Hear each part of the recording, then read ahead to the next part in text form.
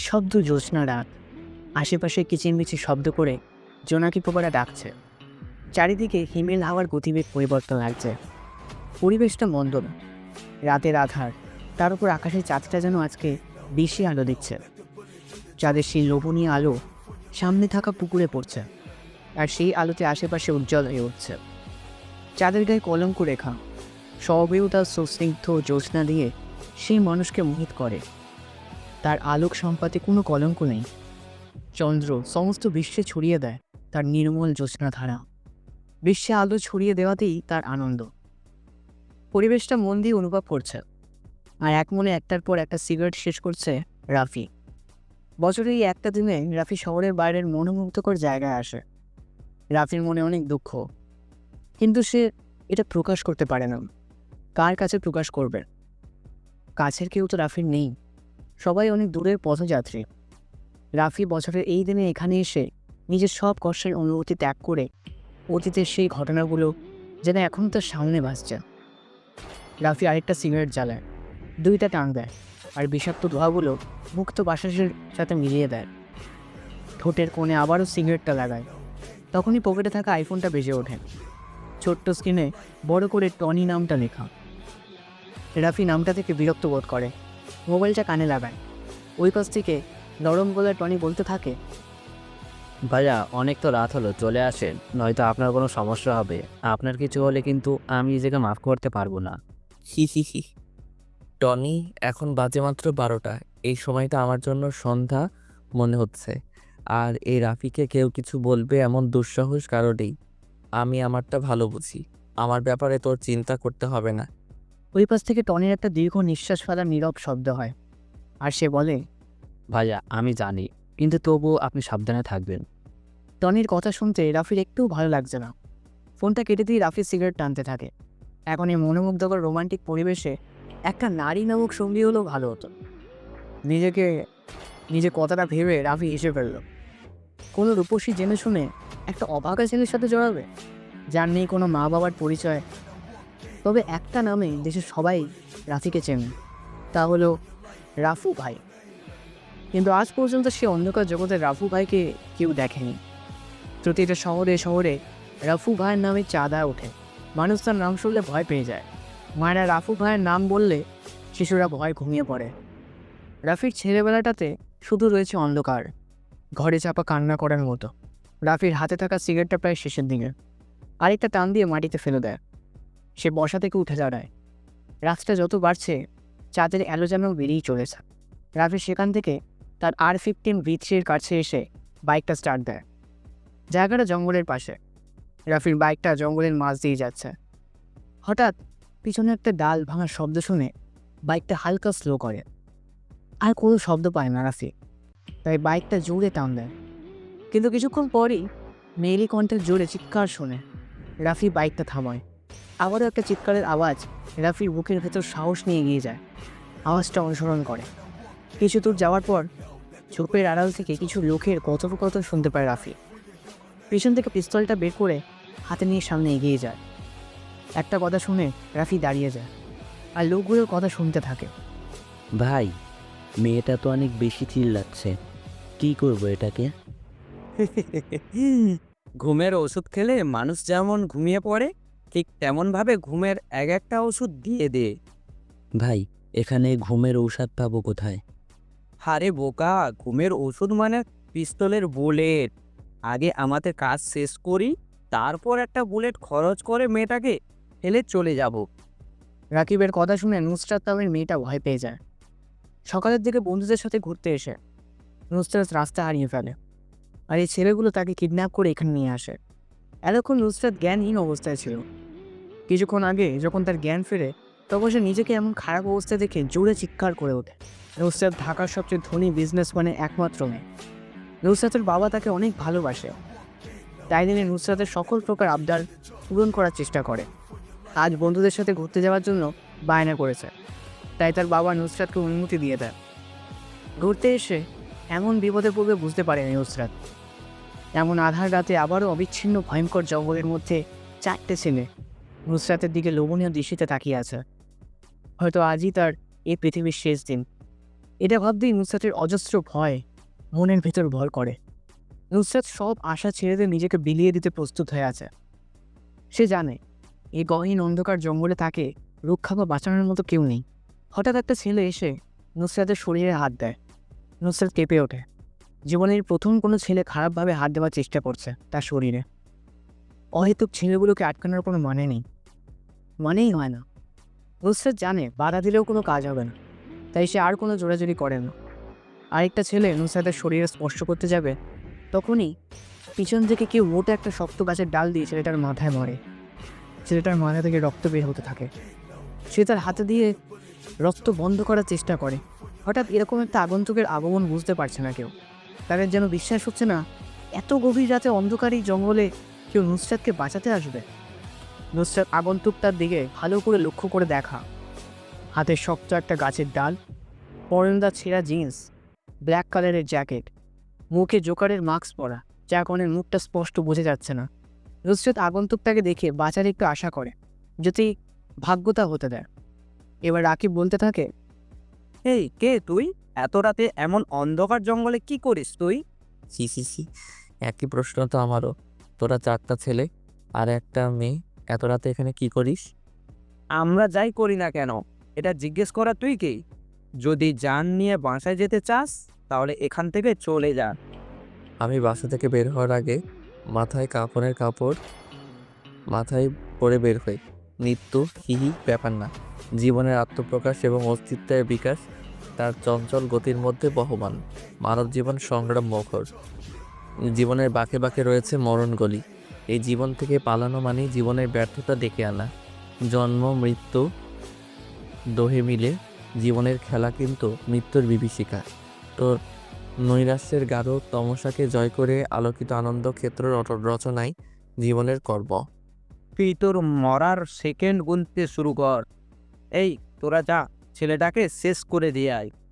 শূন্য হাতে দুইটা ছেলে আগন্তুকটার দিকে এগিয়ে আসে। আগন্তুকটা মুচকে এসে পেছন থেকে M500টা বের করে পরপর দুইটা গুলি চালায়। বলে দুইটা যে মেইন ছেলেগুলোর কপালে লাগে। নিস্তব্ধ হয়ে মাটিতে লুটিয়ে পড়ে ছেলে দুইটা। কপাল থেকে গড়গড়িয়ে রক্ত পড়তে থাকে। আগন্তুকটা হালকা নিচু হয়ে বসে পিস্তলে কিছু অংশ রক্ত লাগিয়ে নাক থেকে শুকতে থাকে। রক্তটা যেন অনেক তার প্রিয়। আগন্তুকের এমন ডেভিল ওয়ার্কা রূপ দেখে ভয় পেয়ে যায় রাকিব। রাকিবের প্যান্টের পকেটে থাকা ছোট ছুরিটা বের করে সে হাতে নেয়। নুসরাত পাশেই দাঁড়ানো ছিল, যার কারণে রাকিব বাম হাত দিয়ে তাকে কাছে টেনে গলায় ছুরিটা ধরে রাখে। রাকিব ভয়ে ঘেমে একাকার হয়ে গেছে। তার কাছে মনে হচ্ছে তার সামনে মৃত্যুর দূর দাঁড়িয়ে আছে। নিজের জীবন বাঁচানোর জন্য নুসরাতকে রাকিব ব্যবহার করছে, যদি তার নিজের প্রাণটাই বেঁচে যায়। নুসরাত এখনও একটু ভয় পাচ্ছে না, কারণ আগন্তুকটাকে দেখে সে নিজের বিশ্বাস ফিরে পেয়েছে। রাকিব কাঁপা কাঁপা গলায় জোরে জোরে বলতে থাকে, দেখ, তুই পিস্তলটা হাত থেকে নিচে ফেলে দে, নয়তো এই মেয়েটাকে আমি মেরে দিব। সি মেরে দে মেয়েটাকে, তাতে আমার কি? মেয়েটা তো আমার কিছু হয় না, তাহলে কেন আমি তাকে বাঁচাবো? আমার মানুষের রক্তের গন্ধ অনেক বেশি পছন্দ। মানুষ খুন করাটা আমার পেশা, আর রক্তের গন্ধটা আমার নেশা। তুই মেয়েটাকে না মারলেও আমি আমার পিস্তল দিয়ে তোদের দুইটাকে মেরে দিব। রাকিব জোরে জোরে চিৎকার দিয়ে বলে, এই তুই কি পাগল হয়ে গেছিস? তোর সামনে একটা মেয়ে বিপদের মুখে দাঁড়িয়ে আছে, আর তুই তাকে বাঁচাবি না? কেমন মানুষ তুই? আমি এখনই ছুরিটা চালিয়ে দেবো কিন্তু। তোকে প্রথমেই বলছি মেয়েটাকে আমি চিনি না, তাহলে কেন আমি তাকে সাহায্য করব? তুই ছুরিটা চালিয়ে দে। রাকিব ছুরিটা নুসরাতের গলার যত কাছে নিচ্ছে তত তার ঘামের পরিমাণ বেড়ে যাচ্ছে। হিমেল বাতাসে পরিবেশটা ঠান্ডা হয়ে আছে, কিন্তু রাকিব কেন যেন কি অন্ধকার রুমে আটকে দিয়ে চলে গেছে। তাকে দেখে এটা মনে হচ্ছে ছুরির ধারালো অংশটা নুসরাতের গলায় স্পর্শ করেছে। ছুরিটা বেশি ধারালো, যার কারণে হালকা স্পর্শ করতেই নরম চামড়া থেকে রক্ত বের হওয়া শুরু হয়েছে। রাকিবের চোখের ফোকাসটা আগন্তুকটার উপর হাতটা যেন কন্ট্রোল হারিয়ে ফেলেছে। এবার বেশি দ্রুত গতিতে রাকিব ছুরিটা নুসরাতের গলায় চালাবে, তখন একটা বিদ্যুতের শব্দ হয়। শব্দটা আগন্তুকের পিস্তল থেকে দুইটা গুলি বের হওয়ার শব্দ। অতি দ্রুত গতিতে আগন্তুকটা গুলি চালায়। বুলেট বের হওয়ার শব্দে আশেপাশে গাছে বসে থাকা পাখিগুলো উঠে যায় আকাশ পানে। দুইটা বুলেটই যে রাকিবের কপালে লাগে, পেছনের দিকে চিত হয়ে পড়ে যায় রাকিব। চোখ জোড়ে এখনও খোলা, সে সোজাভাবে বসতে চাইল, কিন্তু তা আমার পারল না। প্রবল ভয় আর অস্থিরতা গ্রাস করেছে রাকিবের ভেতর। তার শ্বাস ভারী হয়ে আসছে, মুখটা হাঁ করে কি যেন বলতে চাইল সে। আওয়াজ থেমে গেছে, মুখটা বন্ধ হয়ে এলো, চোখ জোড়ে এখন খোলা দৃষ্টিতে আকাশের দিকে। রাকিবের প্রাণ পাখি এখন আকাশের দিকে। আগন্তুকটা নুসরাতকে হাতের ইশারে আসতে বলে। নুসরাত বাধ্য মেয়ের মতো করে আগন্তুকের পিছনে পিছনে যেতে থাকে। আপনি আমার অনেক বড় উপকার করেছেন। আমি কি বলে যে আপনাকে ধন্যবাদ দিব সেটাই বুঝতে পারছি না। আপনার জন্য আজ আমি বেঁচে গেছি, আমার সতীর্থতা বেঁচে গেছে। আমি আপনার প্রতি চিরকৃতজ্ঞতা স্বীকার করছি। হঠাৎ পিছন থেকে নুসরাতের এমন কথা শুনে আগন্তুকটা পিছনে তাকিয়ে শব্দ করে হেসে বলে, কর্তব্য পালনের মধ্যেই মানব জীবনের গুরুত্বপূর্ণ পরিচয় প্রকাশ পায়। জীবনের সকল কর্মকাণ্ডের মধ্যে কর্তব্যকে অগ্রাধিকার দিতে হয়। বিশ্বজগতের কিছু দায়িত্ব সম্পাদনের জন্যেই মানুষকে সৃষ্টি করা হয়েছে। মানুষ যতদিন পৃথিবীতে অবস্থান করবে ততদিন তাকে কর্তব্য পালন করতে হবে। কর্তব্যের কাছে ভাই বন্ধু কেহই নাই। আপনি আমার অনেক বড় উপকার করেছেন। যদি আরেকটু উপকার করে দিতেন। জি অবশ্যই, বলেন আর কি উপকার করতে পারি আপনার জন্য? আসলে আমি আর আমার কিছু ফ্রেন্ডদের সাথে ঘুরতে এসেছিলাম। রাস্তা ভুল করে অন্য রাস্তায় চলে আসি। আমি তখনই সেই ছেলেগুলো আমাকে কিডন্যাপ করে এখানে নিয়ে চলে আসে। আপনি যদি আমাকে বাসায় যাওয়ার একটা ব্যবস্থা করে দিতেন। আগন্তুকটা নুসরাতকে নিয়ে রওনা দেয় তাদের গন্তব্যের উদ্দেশ্যে। আঁকাবাঁকা রাস্তা পাশ দিয়ে চলে গেছে আউল। এমন নিশিরাতে দুইটা যুবক যুবতী একটা বাইকে বসে আছে। কিছুক্ষণ আগেই তাদের দেখা, কিন্তু এখন মনে হচ্ছে তারা দুজন দুজনকে কত আগে থেকে চেনে। সকাল 8টা, রাফির ঘুম ভাঙে। কাল রাতে ভালো করে ঘুমাতে পারেনি রাফি। এখন সকাল সকালেই টনি এসে রাখির ঘুমটা ভাঙায়। বাসাটা অনেক পুরনো, কিন্তু ভেতর থেকে দেখলে মনে হয় না বাড়িটা এত পুরনো। দোতলায় এই বাসাতে রাফি, টনি আর কিছু কাজের লোক থাকে। নাস্তা করার জন্য রাফি নিচে এসে দেখে টনি আর কাজের লোকগুলো টেবিলে খাবার সাজিয়ে পাশে দাঁড়িয়ে আছে। এটা তাদের প্রতিদিনের নিয়ম। রাফিকে সম্মান দেখানোর জন্য সবাই প্রতিদিন এভাবেই দাঁড়িয়ে থাকে। রাফি মুচকি এসে চেয়ারটা টান দিয়ে খেতে শুরু করে। কিছুক্ষণ পর রাফি লক্ষ্য করে যে টনি এক মনে চেয়ে আছে তার দিকে, আর কোনো কিছু বলার অধীর আগ্রহ নিয়ে দাঁড়িয়ে আছে। এটা বুঝতে পেরে রাফি নিজে থেকে বলে, কিরে টনি, আমার দিকে এরকম করে চেয়ে আছিস কেন? মনে হচ্ছে কিছু বলতে চাস আমাকে। আসলে ভাইয়া, আপনি তো জানেন আমি আপনাকে অনেক সম্মান করি। আপনার অনুমতি ছাড়া কি আমি আপনাকে বলতে পারি? যদি অনুমতি দেন তাহলে বলবো। বলে ফেল, কি বলবি। তবে যেটাই বলিস না কেন সেটা যেন খারাপ কিছু না হয়। ভাই, আপনি যে একটা সিদ্ধান্ত নিয়েছেন ছদ্মবেশ নিয়ে ঢাকা বিশ্ববিদ্যালয়ে ভর্তি হবেন, এটা কি দরকার ছিল? আপনি অযথা কষ্ট করবেন কেন? আমি না হয় ছদ্মবেশ নিয়ে ভর্তি হই। রাফি কোনো কাজ করার সিদ্ধান্ত নিলে তা আগে থেকে সাজানো হয়ে থাকে। আমি চাই না আমার আসল পরিচয় কেউ জানুক, তাই ছদ্মবেশ নিয়ে আজই ভার্সিটিতে যাব আমি। সব কিছুর ব্যবস্থা কর। রাফির খাওয়া প্রায় শেষ। টেবিল থেকে উঠে দাঁড়ায়। সে সামনে সোফার উপরে থাকা সিগারেটের প্যাকেট আর লাইটার নিয়ে উপরে উঠতে উঠতে সিগারেট জ্বালায়। সিগারেটটা নিয়ে তার রুমের ব্যালকনিতে এসে দাঁড়ায়।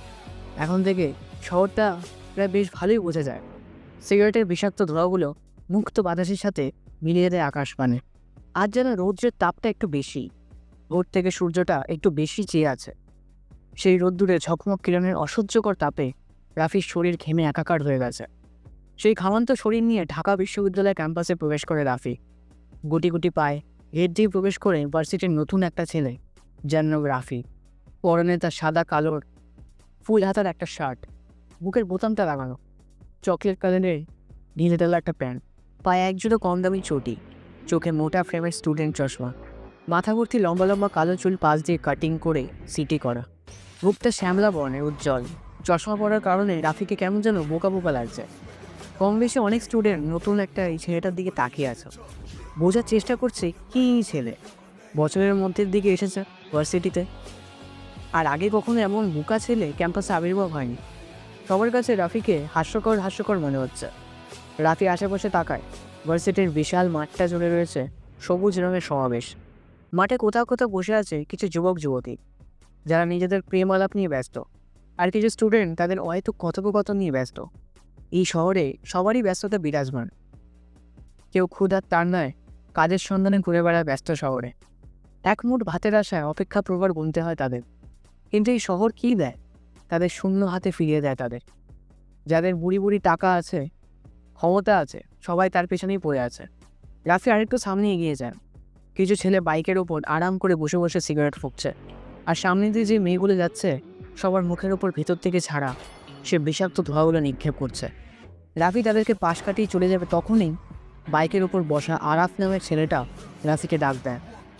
রাফি পিছন ফিরে দাঁতগুলো বের করে বোকার মতো একটা হাসি দিয়ে ছেলেগুলোর সামনে যেয়ে দাঁড়ায়।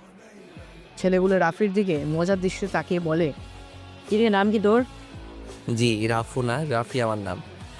রাফি নামটা ঠিক আছে, কিন্তু রাফু উচ্চারণ করিস কেন? রাফু ভাইকে চিনিস তুই? না না, হ্যাঁ, আমি কোনো রাফু ভাইকে চিনি না। কে রাফু ভাই? তুই এমন করে আটকে আটকে কথা বলছিস কেন? মনে হয় রাফু ভাইয়ের নাম শুনে ভয় পেয়ে গিয়েছিস। এই শহরে এমন কেউ নেই যে রাফু ভাইকে না চিনে। ছোট থেকে বড় সবার জন্য রাফু নামটা আতঙ্কে প্রাকৃতিক। ভাই, আমি সত্যি কখনো রাফু নামের কাউকে চিনি না।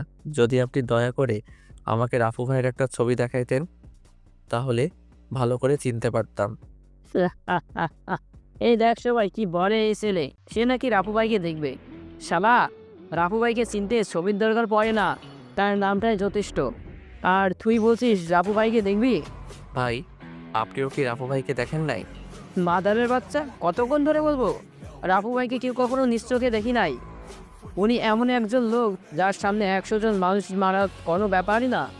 তার কথায় এমপি মন্ত্রী সবাই উঠে বসে। আচ্ছা, রাফু ভাই যদি আপনার সামনে আসে, তখন আপনি কি তাকে চিনতে পারবেন? এমন বোকা বোকা প্রশ্ন করিস কেন? রাফু ভাই আমার সামনে ওইটুক আসবে কেন? আর আসলেও আমি চিনতে পারবো।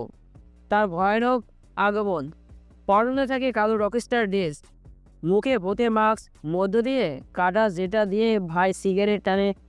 আরাফের কথা শুনে রাফি মুচকি এসে বলে, ভাই, বর্ণনা শুনে মনে হলো উনি ভয়ঙ্কর একটা মানুষ। আর আমার মনে হয় রাফু ভাইয়ের সাথে আপনার দেখা হয়ে গেছে, সেটাও আবার অনেক কাছ থেকে, কিন্তু আপনার অজান্তেই হয়ে গেছে। হা হা হা হা, তুই যে বড় একটা বোকা সেটার প্রমাণ দিয়ে নিলি। রাফু ভাই আমরা সামনে এসেছে, আর আমি নিজেই জানি না? তুই যেটা ভালো জানিস। এই সিবাত, একটা সিগারেট জ্বালিয়ে রাফির কাছে দে। ভাই, আমি তো সিগারেট খাই না, আমার কাছে সিগারেটের ধোঁয়াগুলো সহ্য হয় না। রাফির এমন কথা শুনে উপস্থিত সবাই জোরে জোরে হাসতে থাকে, যার কারণে আশেপাশের অনেক স্টুডেন্টের ফোকাস রাফির দিকে। রিফাত পকেট থেকে একটা সিগারেটের প্যাকেট আর একটা লাইটার বের করে সিগারেটে আগুন জ্বালায়। ডান হাত দিয়ে সাবধানে সিগারেটটা রাফির ঠোঁটের কাছে নিয়ে আসে। এটা দেখে রাফি পিছোতে থাকে। সিয়াম নামে ছেলেটা পিছন থেকে রাফিকে আটকে দেয়। রিফাত জোর করে রাফির ঠোঁটে সিগারেটটা লাগিয়ে দেয়।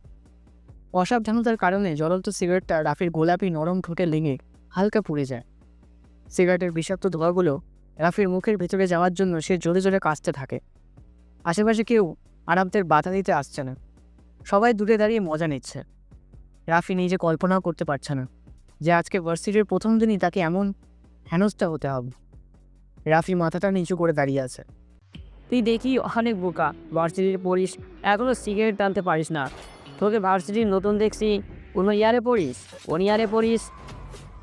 রাফি মাথাটা নিচু করি আস্তে আস্তে জবাব দেয়, ভাই, আমি 2য় বর্ষে ভর্তি হয়েছি। তুই তো তাহলে আমাদের সবার জুনিয়র। এখন থেকে প্রতিদিন আমাদের সাথে দেখা হলে সালাম দিবি। আর তুই হয়তো আমাদের পরিচয় ভালো করে জানিস না। কিছুদিন নিয়মিত ভার্সিটি থাক, তাহলে এমনিতেই বুঝে যাবি আমি কে। রাফি মাথাটা নাড়ায়, যার মানে সে তাদের সম্মান করবে।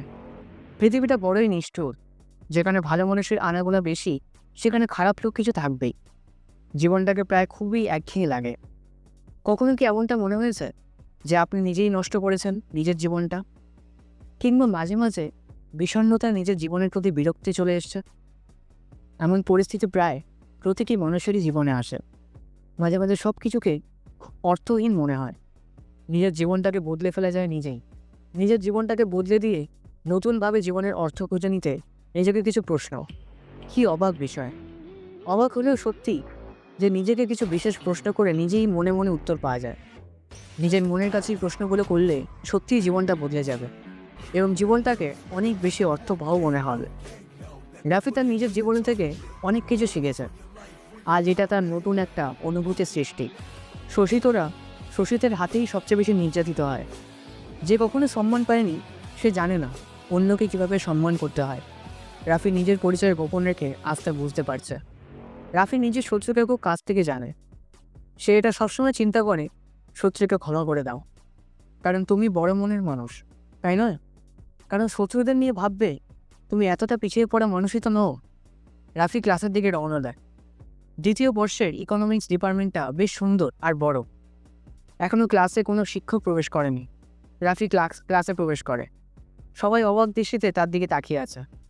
এতক্ষণে সবাই বুঝে গেছে রাফি নামের এই বোকা ছেলেটা এই ক্লাসেরই স্টুডেন্ট। রাফি বুঝতে পারছে না কোথায় যে বসবে, কারণ কম বেশি সবাই ধনী পরিবারের সন্তান। রাফি যে একটা ছেলের পাশে বসে, দাঁত হেসে বসবে না।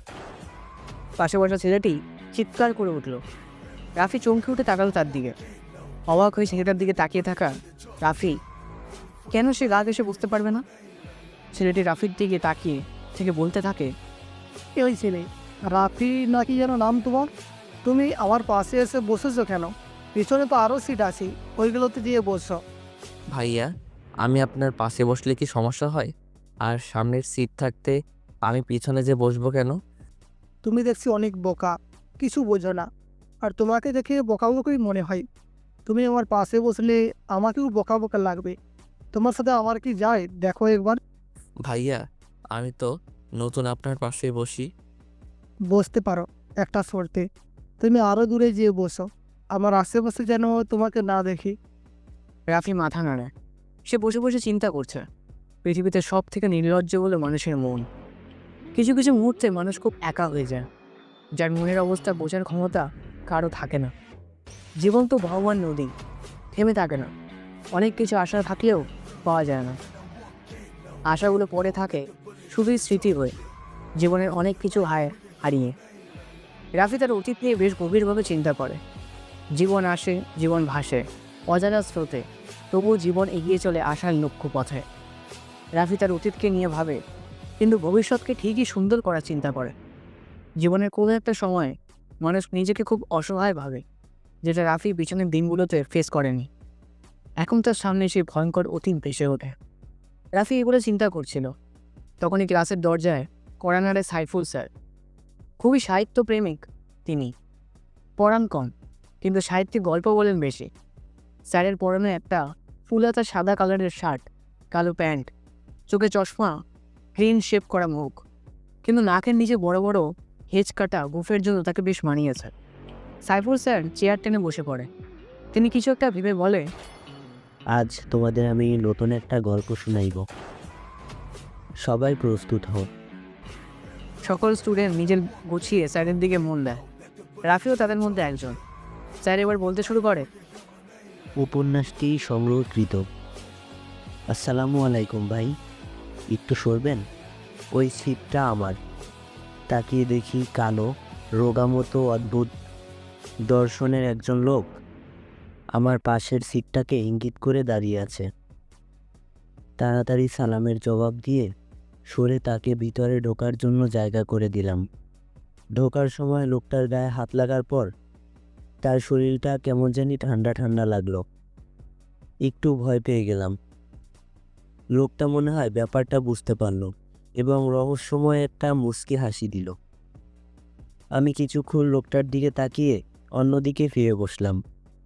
বাসটা ছেড়ে দিল। অনেক দিন পরে নানার বাড়িতে যাচ্ছি। বিভিন্ন সমস্যার কারণে মাঝখানে কয়েক বছর যাওয়া হয়নি। এবার একটা বড় ধরনের ছুটি পাওয়ার ফলে রওনা দিলাম। বাড়িতে নানা নানি আর দূর সম্পর্কের দুইজন মামাতো ভাই ছাড়া কেউ থাকে না। আগে অনেক লোকজন থাকতো, আমরাও বিভিন্ন সময় সেখানে চলে যেতাম। সেই সব স্মৃতি মাঝে মাঝে উকি দিয়ে যায়। কত মজাই না করতাম। হঠাৎ লোকটা প্রশ্ন করে বসলো। ভাই কি নানার বাড়ি যাচ্ছেন? কিছুটা অবাক হয়ে জবাব দিলাম, জি। আপনি কি করে বুঝলেন? না, আপনাকে ওই বাড়িতে দু একবার দেখেছি বলে মনে হচ্ছে। আপনার নানার নাম করিমউদ্দিন ভূঁইয়া না? জি। আপনি আমার নানাকে চিনেন? আগে প্রায় সময় ওই বাড়িতে যেতাম, এখন আর যাওয়া হয় না। মনে মনে ভাবলাম, বাড়িতে তখন অনেক লোকই আসতো।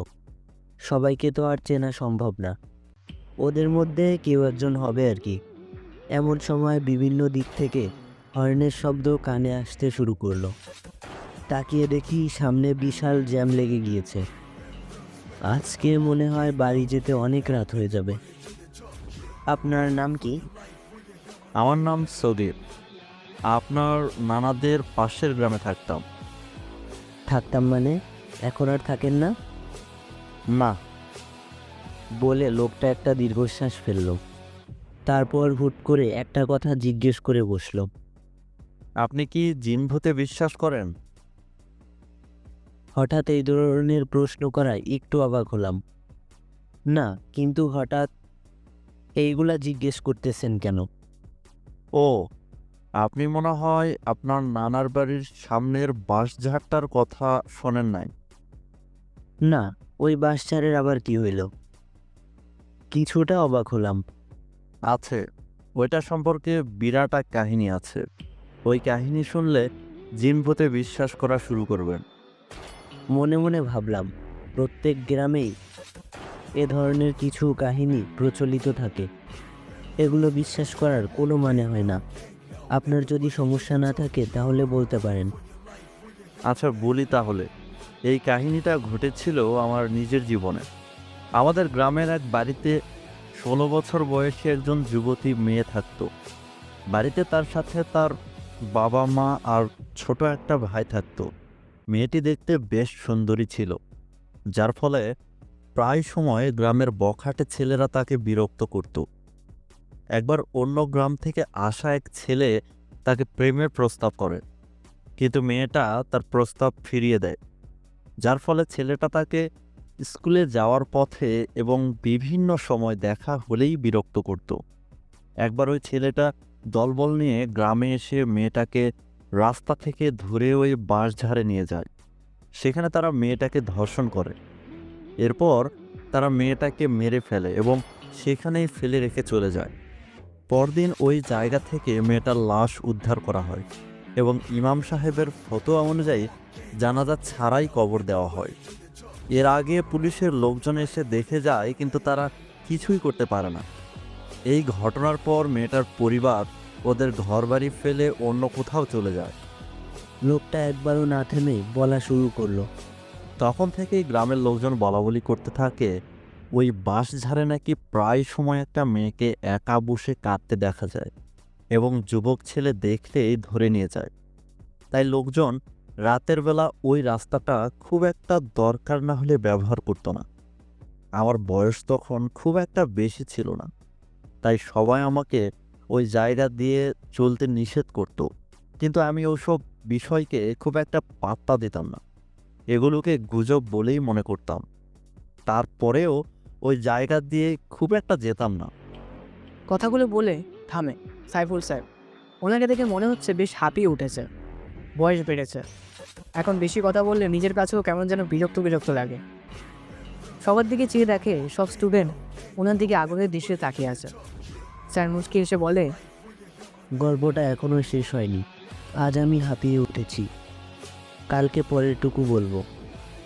কথাটা বলে তিনি আর থামেন না, বেরিয়ে যায় নিজের গন্তব্যে। সকাল থেকেই ছিল সূর্যের প্রচণ্ড তেজ। দুপুরবেলা মাটিতে পা ফেলে যাচ্ছিল না, বাইরে তাকালে যেন চোখ ঝলসে যেতে চাইছিল। বিকেলের দিকে আকাশে হালকা কালো মেঘ জমতে শুরু করলো। সবাই বলাবলি করতে লাগলো এবার বৃষ্টি নামবে, কিন্তু বৃষ্টির জন্য প্রতীক্ষার অবসান আর হয় না। আবার আকাশ থেকে সরেও যায় না মেঘ। কী হবে? বৃষ্টি কি হবে? রাত বাজে 10টা, বাইরে ঝিরিঝিরি করে বৃষ্টি পড়ছে। রিমঝিম রিমঝিম বৃষ্টির একটানা শব্দে মন আচ্ছন্ন হয়ে যায়। গাছের শাখায় বাতাসের ঝাপটা কানে বাজে। রাফি কালো কালারের রেনকোটটা পরে বাইকের চাবিটা হাতে নেয়। 2 কদম এগিয়ে সামনের দিকে গেলে টনির সাথে দেখা হয় রাফির। টনিও কালো কালারের একটা রেনকোট পরে দাঁড়িয়ে আছে। দেখে মনে হচ্ছে কারো অপেক্ষা করছিল দাঁড়িয়ে। রাফি ছোট ছোট চোখ করে টনির দিকে তাকিয়ে বলে, টনি, এখানে রেনকোট পরে দাঁড়িয়ে আছিস কেন? মনে হয় কারোর জন্য অপেক্ষা করছিলি। ভাই, আজকে রাতে মিশনের জন্য রেডি হয়ে আপনার জন্য অপেক্ষা করছি, চলেন ভাই। আজকে আমি একাই মিশনে বের হব, কাউকে আসা লাগবে না। রেনকোট খুলে রেস্ট কর। ভাই, আমি অন্ততপক্ষে আপনার সাথে যাই, আপনার যদি কিছু হয় তাহলে? রাফি তার বাম হাতটা হালকা উঁচু করে বলে, টনি, আমি বেশি কথা পছন্দ করি না।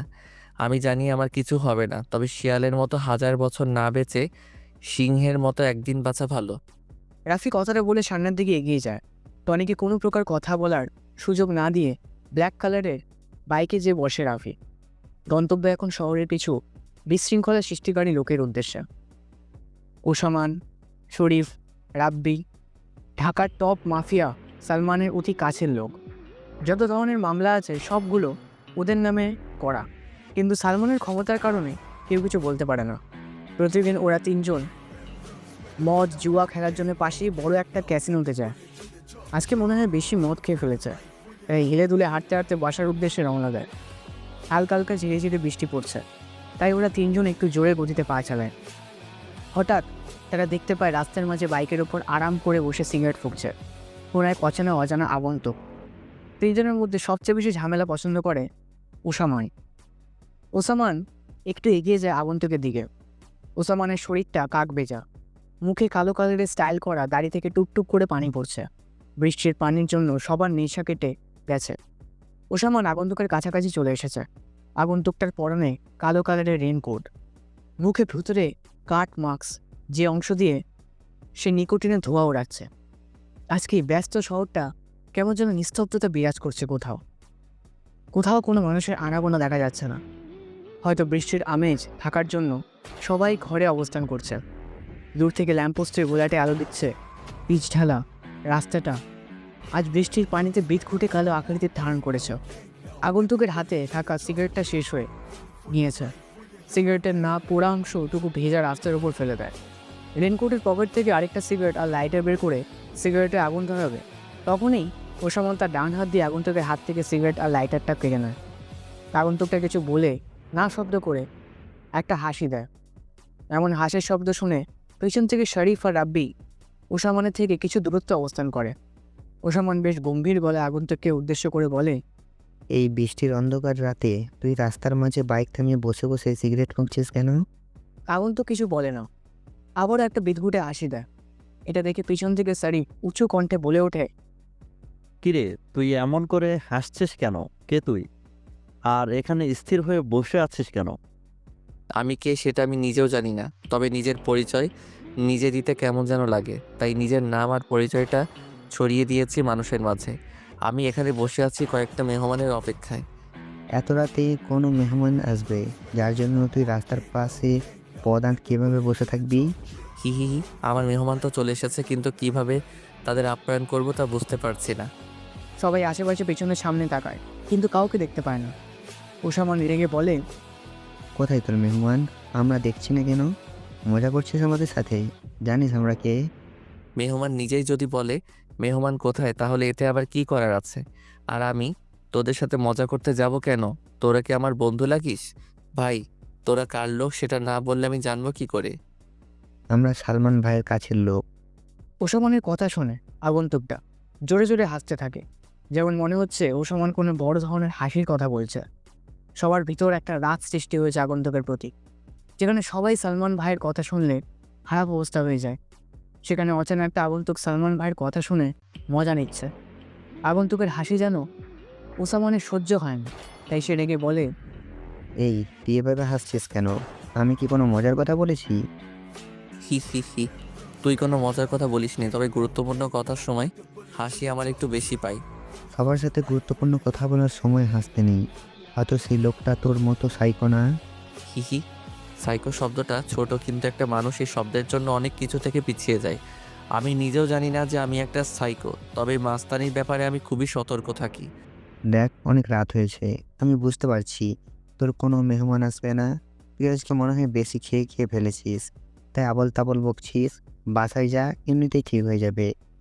বল, আমি মদ খেলেও নেশা আমায় ধরতে পারে না। আমার ভিতর পুরোপুরি নেশা দিয়ে ডুবে আছে।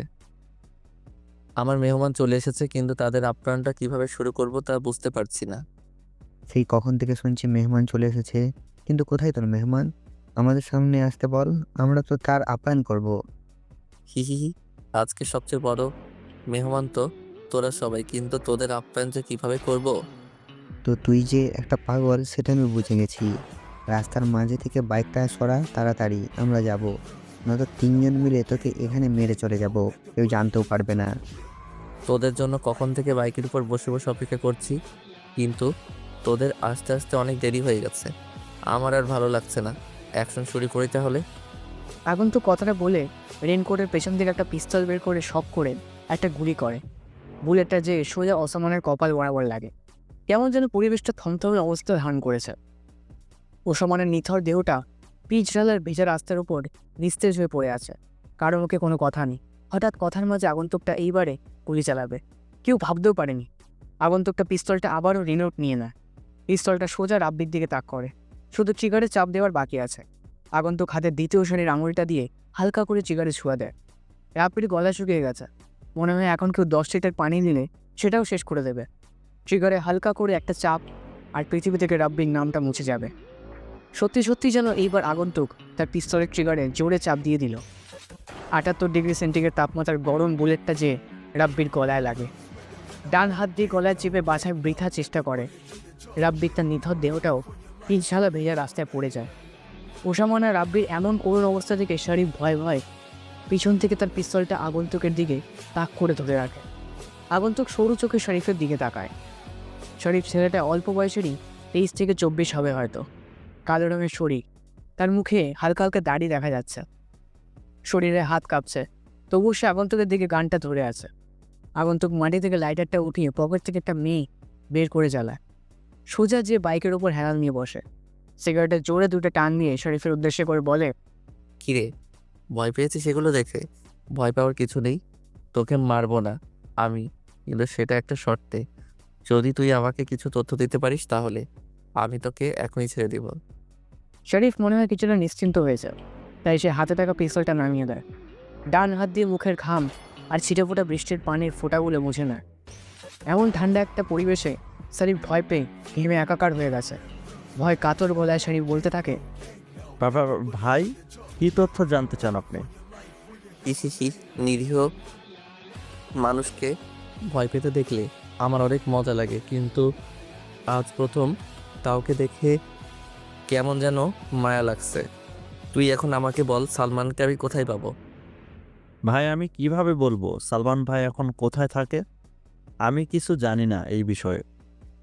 ওসমান সবসময় সালমান ভাইয়ের সাথে বেশি থাকতো।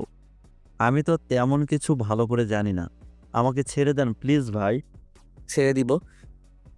হা হা হা, সেই ভুলটা আমি আর করছি না। এই রাফি বেশি কথা আর বেশি প্রশ্ন করা পছন্দ করে না। আমি নিজে নিজে সালমানকে বের করব, তবে এখন তোকে বাঁচিয়ে রাখা আমার ঠিক হবে না। ভালো থাকিস উপরে। আগন্তুক তার পিস্তলটা দিয়ে সোজা একটা গুলি করে। গরম বুলেটটা যে শরীরের কপালে লাগে। কপাল ফেটে তাজা রক্ত বের হতে থাকে। বৃষ্টির আমেজে আজকে শহরটা কেমন যেন নীরব হয়ে আছে। দূর থেকে ভেসে আসছে কিছু পাতি কুকুরের বিদকুটে ডাক। হয়তো ওরা এতক্ষণে তাজা রক্তের গন্ধ পেয়েছে। বৃষ্টি থাকার জন্য আসতে পারছে না। বৃষ্টি গতিবেগ বেড়েই চলেছে। ঝিরিঝিরি থেকে এখন বড় বড় ফোঁটায় মুষলধারে বৃষ্টি পড়ছে। মাঝে মাঝে আবার জোরে জোরে বিদ্যুৎ চমকানোর বিকট শব্দে কেঁপে উঠছে গোটা শহরটা। জায়গাটা আগের মতোই থাকবে, তবে কাল সকাল থেকে এই জায়গায় মানুষ ভয়ে ভয়ে চলাচল করবে। জীবনটা এক যুদ্ধক্ষেত্র চড়াই, উতরাই থাকবে। সব কিছু পেরিয়ে গেলে তবে তো জিত আসবে। আগন্তুক শরীফের মৃতদেহের পাশে ছোট করে লেখে, কিং রাফু ভাই। আগন্তুক সেখানে আরেক মুহূর্ত পর্যন্ত দাঁড়ায় না। বাইকটা স্টার্ট দিয়ে অন্ধকার রজনীতে তার গভীরতায় হারিয়ে যায়। ভাই, সালমানের কোনো খবর পেয়েছেন? সকাল প্রায় 8টার কাছাকাছি রাফি ঘুম থেকে উঠে নিজে এসে সোফায় বসে পড়ে। টনি চায়ের কাপটা হাতে নিয়ে রাফির সামনে থাকা ট্রিক টেবিলের উপর রাখে। গরম চা থেকে বাষ্প হয়ে নিরবিচ্ছিন্ন ধোঁয়াগুলো উঠতে থাকে।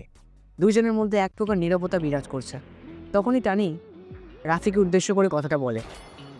টনির কথায় রাফি হাত থেকে চায়ের কাপটা টেবিলের উপর রেখে ছোটো ছোটো চোখ করে একটা মুচকি হাসি দেয়। সামনের দেওয়ালে ফিট করা 32 ইঞ্চি টিভিটা রিমোট দিয়ে অন করে। প্রথমেই খবরের চ্যানেলটা ভেসে ওঠে। একজন মহিলা খবর পড়ছে। ব্রেকিং নিউজ, আজ সকালে বনানীর একটা পরিত্যক্ত গোডাউনের পাশেই 3টা লাশ পাওয়া যায়। পুলিশ এখনও তাদের তদন্তের কাজ চালিয়ে যাচ্ছে। তবে পুলিশের একটাই বক্তব্য, বাংলাদেশের সবচেয়ে বড় মাফিয়া লিডার রুকু ভাই এই খুনটা করেছে। কিন্তু রুকু ভাই শহরে এসে 3জন লোক খুন করেছে। এটা কি সত্যিই নাকি রাফু ভাই সেজে অন্য কেউ এই খুনগুলো করছে? সবে এখন জনগণের কাছে অস্পষ্ট। আর পুলিশের কাছে ধোঁয়াশা। এখন এই পর্যন্তই। এতক্ষণ আমাদের সাথে থাকার জন্য ধন্যবাদ। টনি অবাক হয়ে তাকিয়ে আছে রাফির দিকে। টনির কাছেও কেমন যেন ধোঁয়াশা মনে হচ্ছে সব কিছু। রাফি চায়ের কাপ তার গোলাপি রঙের ঠোঁটটা লাগিয়ে আরেকটু চুমুক দেয়। টনির দিকে তাকায়। ছেলেটা রাফির জন্য অনেক চিন্তা করে। এতদিনে টনির প্রতি রাফির পূর্ণ বিশ্বাস স্থাপন হয়েছে। টনি এরকম প্রশ্নবোধক সৃষ্টিতে তাকিয়ে থাকা দেখে রাফি মুচকি এসে বলে, সালমানের খবর এখনো পাইনি, তবে আমি যখন এই শহরে এসেছি তখন তো সালমানকে মারা আমার জন্য কোনো ব্যাপার না। ভাই, টিভিতে যে দেখলাম আজকে সকালে 3টা লাশ পাওয়া গেছে। খুনগুলো কি রাফু ভাই আপনি করেছেন নাকি অন্য কেউ? কালকে রাতের মিশনটা আমি একাই শেষ করেছি, তবে মিশনে কাকে কাকে মেরেছি সেটা তোর কাছে ধোঁয়াশা হয়ে থাকলো। রাফি বাসা থেকে উঠে দাঁড়ায়। টনিকে আর কিছু বলার সুযোগ না দিয়ে উপরে চলে যায়। টনি বসে বসে ভাবছে রাফু ভাই কি সত্যি কালকে রাতের মিশনে সেই 3টে ছেলেকে মেরেছে, নাকি তার নামধারী অন্য কেউ। কিন্তু চেতনা করতে করতে হয়তো উত্তরটা টনির কাছে বের হয়ে আসবে। প্রতিটা ছোট ছোট চা স্টলে বসে বসে কিছু লোক আজকেই সকালে লাশের সম্বন্ধে বিভিন্ন ধরনের আলোচনার কথা বলছে। সাধারণত এইসব ছোট ছোট দোকানে অনেক অনেক কথা বলে থাকে। রাফি তাদের কিছু কথা শুনে মুচকে এসে ভার্সিটির উদ্দেশ্যে রওনা দেয়। কালকে রাতে বৃষ্টি হওয়ায় রাস্তায় নিচু জায়গাগুলোতে পানি জমে গেছে। আজকে আবারও গতকালের মতো কড়াকড়িভাবে রৌদ্র উঠছে। হয়তো এটাই হওয়ার আজকে। রাফি হাঁটছে অন্যমনস্ক ভঙ্গিতে, উদ্দেশ্যহীন মানুষের মতো করে হাঁটা। অথচ রাফির একটা গন্তব্য আছে, সেটা হলো ঢাকা বিশ্ববিদ্যালয়। রাফি মাথাটা নিচু করে আগের মতোই মাঠ পেরিয়ে ক্লাসের দিকে রওনা হয়। আজকেও সেই সাফিকুল স্যারের ক্লাস। রাফি স্যারের কথাগুলো খুব মনোযোগ দিয়ে শোনে। স্যারের বলা গল্পটা রাফি কালকে অনেকক্ষণ ভাবছে, কিন্তু অনেক রহস্য হয়ে গেছে মনের গহীন অচিরে। কালের মতো আজ রাফি মধ্যের বেঞ্চের বসার ভুল করতে চায় না। শেষের দিকে ছোট একটা বেঞ্চে যেয়ে বসে সে। বেঞ্চটা জানালার পাশেই, যার কারণে বাইরে কী হচ্ছে সব কিছু স্পষ্টভাবে দেখা যাবে। রাফি জানালা দিয়ে বাইরের দিকে তাকায়। আকাশে আজকে সূর্যের তাপটা অনেকটা বেশি। কালকে বিকালের সেই অন্ধকার ভাবটা এখন কেটে গিয়ে নীল আর সাদা রং ধারণ করেছে। এই শহরে সবাই নিজের কাজে নিজে ব্যস্ত। কেউ নিজের পরিবার চালাতে বেরিয়েছে কাজের উদ্দেশ্যে, আর কিছু ধনী ব্যক্তি অফিসের জন্য বিশাল বিশাল গাড়িতে চড়ে বসে আছে। রাফি এগুলো চিন্তা করছিল। তখনই ক্লাসে সাইফুল স্যার প্রবেশ করে।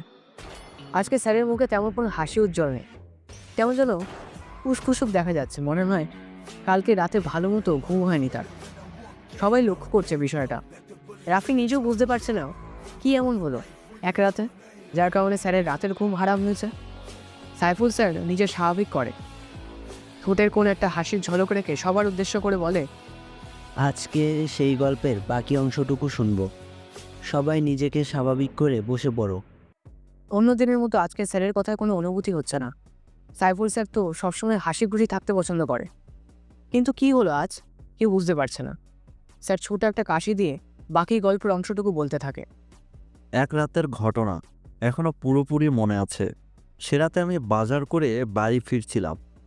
ফেরার সময় ভাবলাম আপনার নানার বাড়ি থেকে ঘুরে যাই। তখন ওই রাস্তাটা দিয়েই রওনা দিলাম।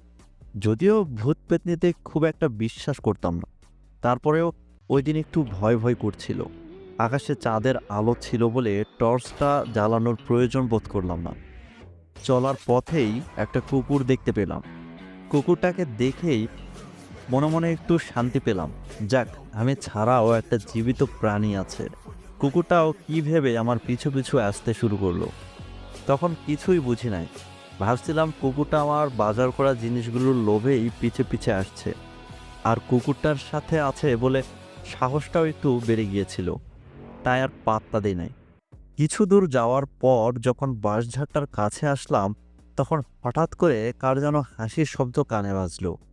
এইবার একটু আগ্রহ বোধ করলাম, একটু ভয় ভয়ও লাগতে শুরু করলো।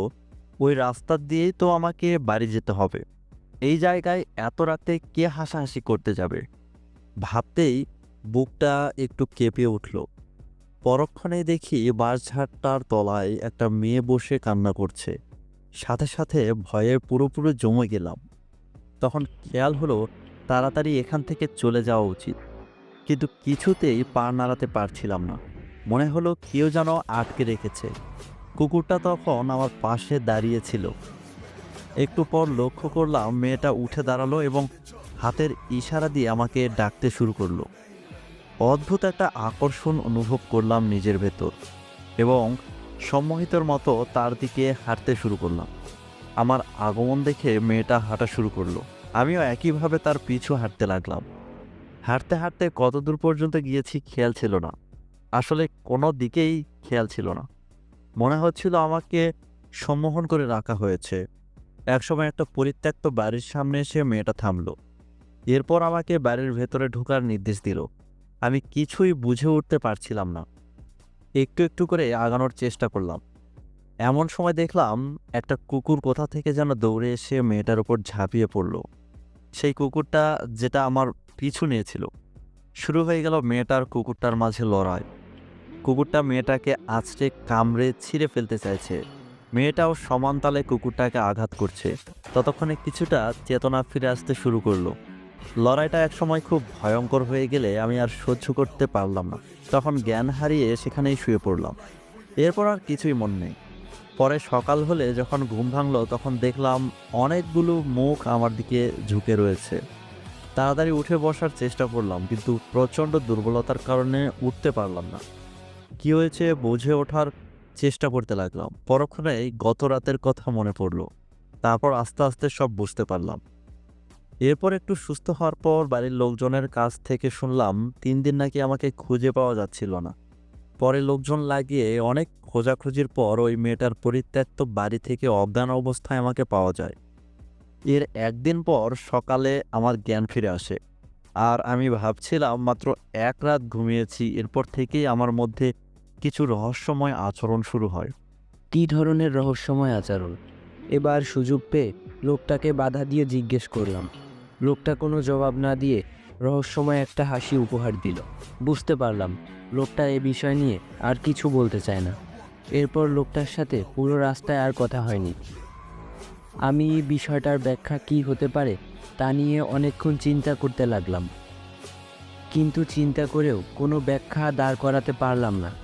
শেষে ভাবলাম পৃথিবীতে কত রহস্যময় ঘটনা ঘটে থাকে, সব কিছুর ব্যাখ্যা খুঁজে পাওয়া সম্ভব না। বাসটা যখন পৌঁছালো রাত 10টা বেজে গিয়েছে। রাস্তায় জ্যামের কারণে বেশি দেরি হয়ে গেছে। এত রাতে একা যেতে হবে এটা ভেবে একটু ভয় ভয় লাগলো। তখন লোকটাকে বললাম একসাথে চলেন। তিনি এক কথায় রাজি হয়ে গেলেন। একটু খটকা লাগলেও দুজন মিলে হাঁটা শুরু করলাম। হাঁটতে হাঁটতে খুব একটা কথা হয়নি। এক সময় ওনার সেই গল্পের রাস্তার ধারে চলে আসলাম। পাশে লোকটা থাকা সত্ত্বেও ভয়টা একটু বাড়তে শুরু করলো। কিছুক্ষণ পর যখন বাঁশঝাড়টার কাছে আসলাম তখন দেখলাম খুব সুন্দর চেহারার একটা মেয়ে কপি হাতে দাঁড়িয়ে আছে। কপির কম্পমান শিখাটার কারণে মেয়েটার চেহারাও কেঁপে কেঁপে উঠছে। প্রচণ্ড ভয়ে আর্স্ট হয়ে গেলাম। পরক্ষণেই পাশে তাকিয়ে দেখি আমার সাথে লোকটা নেই। আবার বাঁশঝাড়টার দিকে তাকিয়ে দেখি মেয়েটাও হাওয়া হয়ে গেছে। ভয়ে আতঙ্কে আমার অবস্থা তখন দিশেহারা। তাড়াতাড়ি পা চালিয়ে কোনো মতে বাড়িতে পৌঁছে গেলাম। বারবার মেয়েটির সুন্দর চেহারা চোখের সামনে ভেসে উঠতে লাগলো। পরে নানাকে জিজ্ঞেস করার পর জানতে পারলাম ছবি নামের সেই লোকটি নাকি মেয়েটিকে ধর্ষণ করার পর হত্যা করেছিল। একদিন ওই পথে যাওয়ার সময় রহস্যজনকভাবে হারিয়ে গিয়েছিল। এরপর থেকে তাকে আর কোথাও খুঁজে পাওয়া যায়নি, এবং সে যে কাহিনী শোনালো তার অধিকাংশই নাকি মিথ্যা ছিল। এই সকল কথা শোনার পর বড়সড় একটা ডেপ গুললাম। সেই দিন কি তাহলে একটা ভূতের সাথে এতটা পথ পাড়ি দিয়ে এসেছি? ভাবতেই কেমন একটা শিরশিরে অনুভূতি হলো। অনেক চিন্তা করেও এই ঘটনার কোনো ব্যাখ্যা খুঁজে পেলাম না। পৃথিবীতে কতই না রহস্যময় ব্যাপার ঘটে থাকে। কথাগুলো বলে থামে স্যার। আজকে ওনার কথায় তেমন কোনো রহস্যের গন্ধ আসছে না। স্যার চোখের চশমাটা ঠিক করে বিছানার দিকে তাকায়। দেখ একটা ছেলে, নামটা সাইফুল, স্যারের অজানা। ছেলেটার পরনে দামি একটা সাদা কালারের শার্ট, বুকের বোতামটা লাগানো, চোখে মোটা ফ্রেমের স্টুডেন্ট চশমা। ছেলেটার মুখমণ্ডলে রয়েছে অজস্র মায়া। ছেলেটা আর কেউ নয়, সেই রাফি। সাইফুল স্যার হাতের ইশারায় রাফিকে দাঁড়াতে বলে। রাফি দাঁত বের করে একটা হাসি দিয়ে স্যারকে বলে, স্যার আমাকে কিছু বলবেন? রাফির কথা শুনে স্যার মুচকি এসে বলে, কিছু বলার জন্যই তো দাঁড় করিয়েছি। তোমাকে নতুন দেখছি এই ক্লাসে। তার নাম কি তোমার? আমার নাম রাফি হাসান। নামটা খুব সুন্দর, কিন্তু তুমি শার্টের বুকের বোতাম লাগিয়ে রেখেছো কেন? গরম লাগছে না? হি, গরম লাগবে কেন? আমি তো মোটা মানুষ না যে আমার গরম লাগবে। রাফির এমন বোকা বোকা উত্তর শুনে স্যার চুপ হয়ে যায়। রাফি ছেলেটা ভার্সিটিতে বেশ হাসি খুশি থাকে, কিন্তু বোকা বলে কেউ রাফির সাথে মিশতে চায় না। রাফি ক্লাস থেকে বের হয়ে শহীদ মিনারের দিকে যায়। কিছু মেয়ে সেখানে বসে বসে আড্ডা দিচ্ছে, হয়তো তাদের গুরুত্বপূর্ণ কথোপকথন। রাফি এগুলো শুনতে চায় না, তাই সে গাছতলায় বসার জন্য পা বাড়ায়। তখনই কেউ পিছন থেকে মেইলি কণ্ঠে রাফিকে উদ্দেশ্য করে ডাক দেয়। কণ্ঠটা রাফির কাছে কেমন যেন পরিচিত পরিচিত মনে হচ্ছে, যেন আগেও কোথাও শুনেছে সে। রাফি পিছনে ফিরে তাকায়, 6 জন মেয়ে শহীদ মিনারে বসে আছে। রাফি পিছনে ফিরলে মেয়েগুলোর মধ্যে থেকে একটা মেয়ে হাতের ইশারায় ডাকে। রাফি হালকা অবাক হয়ে মেয়েটাকে দেখে, কারণ কোনো এক রাতে মেয়েটি বিপদে পড়েছিল আর রাফি তাকে বাঁচিয়েছে। অন্ধকার রজনীতে মেয়েটির মুখ রাফির কাছে অস্পষ্ট ছিল, কিন্তু আজকের মেয়েটার কণ্ঠ আর সেই রাতের মেয়েটার কণ্ঠ একই, চেহারায় অনেকটা মেয়ে। রাফি মেয়েগুলোর কাছে এসে দাঁড়ায়, পরিষ্কার মাঝারি আকারের দাঁতগুলো বের করে বড় করে একটা হাসি দেয়। মেয়েগুলোর মধ্যে থেকে নুসরাত নামের মেয়েটি রাফিকে উদ্দেশ্য করে বলে, এই ছেলে, তুমি এমন বোকার মতো করে হাসছো কেন? আমাদের সামনে কি লজ্জা করছে? হি, আমি এমনই সব সময় হাসি খুশি থাকতে পছন্দ করি, তবে মেয়েদের চোখে আমার লজ্জা করে না। রাফির কণ্ঠটা নুসরাতের কাছে কেমন যেন পরিচিত পরিচিত মনে হচ্ছে, তাই সে জিজ্ঞেস করেন, আচ্ছা, তোমার সাথে কি আগে কখনো আমার দেখা হয়েছে? না, আপনাকে আমি আজ জীবনের প্রথম দেখছি, আগে কখনো দেখিনি। কিন্তু হঠাৎ এটা জিজ্ঞেস করলেন কেন? তোমার কণ্ঠটা আমি আগে কোথাও শুনেছি, কিন্তু কোথায় সেটা মনে করতে পারছি না। তুমি ভার্সিটিতে নতুন নাকি? আমি ভার্সিটিতে নতুন, 2য় বর্ষ ইকোনমিক্স ডিপার্টমেন্টে। আপনি? আমি তোমার সাথেই পড়ি, কিন্তু অন্য ডিপার্টমেন্টে। রাফি কথাটা শুনে মুচকি হাসে। রাফি কেমন যেন একটা অন্যরকম অনুভূতি হাতছানি দিচ্ছে। মনের ভিতর অবসানো কিছু সুপ্ত অনুভূতিগুলো ব্যস্ত হয়ে পড়েছে। অনুভূতিগুলো সাজানোর জন্য এবার মনে হয় কোনো নারীর প্রয়োজন পড়বে, কিন্তু উদ্দেশ্যহীন এই জীবনের সাথে কে জড়াবে? কথাটা ভাবতেই রাফির মনটা খারাপ হয়ে যায়।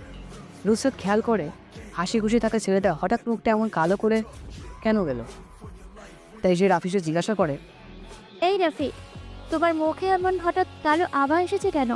এতক্ষণ তুমি হাসি খুশি ছিলে, এখন মন খারাপ কেন? কোনো সমস্যা? না, কোনো সমস্যা নেই, তবে মা বাবার কথাটা অনেক মনে পড়ছে, তাই হয়তো মনটা খারাপ হয়ে গেছে। রাফি, তোমার কি মা বাবা নেই? এই পৃথিবীতে তুমি কি একা? আমি বড় একা। হ্যাঁ, আমি এই পৃথিবীতে বড় একটা অবহেলিত জনগোষ্ঠীর মধ্যে একজন।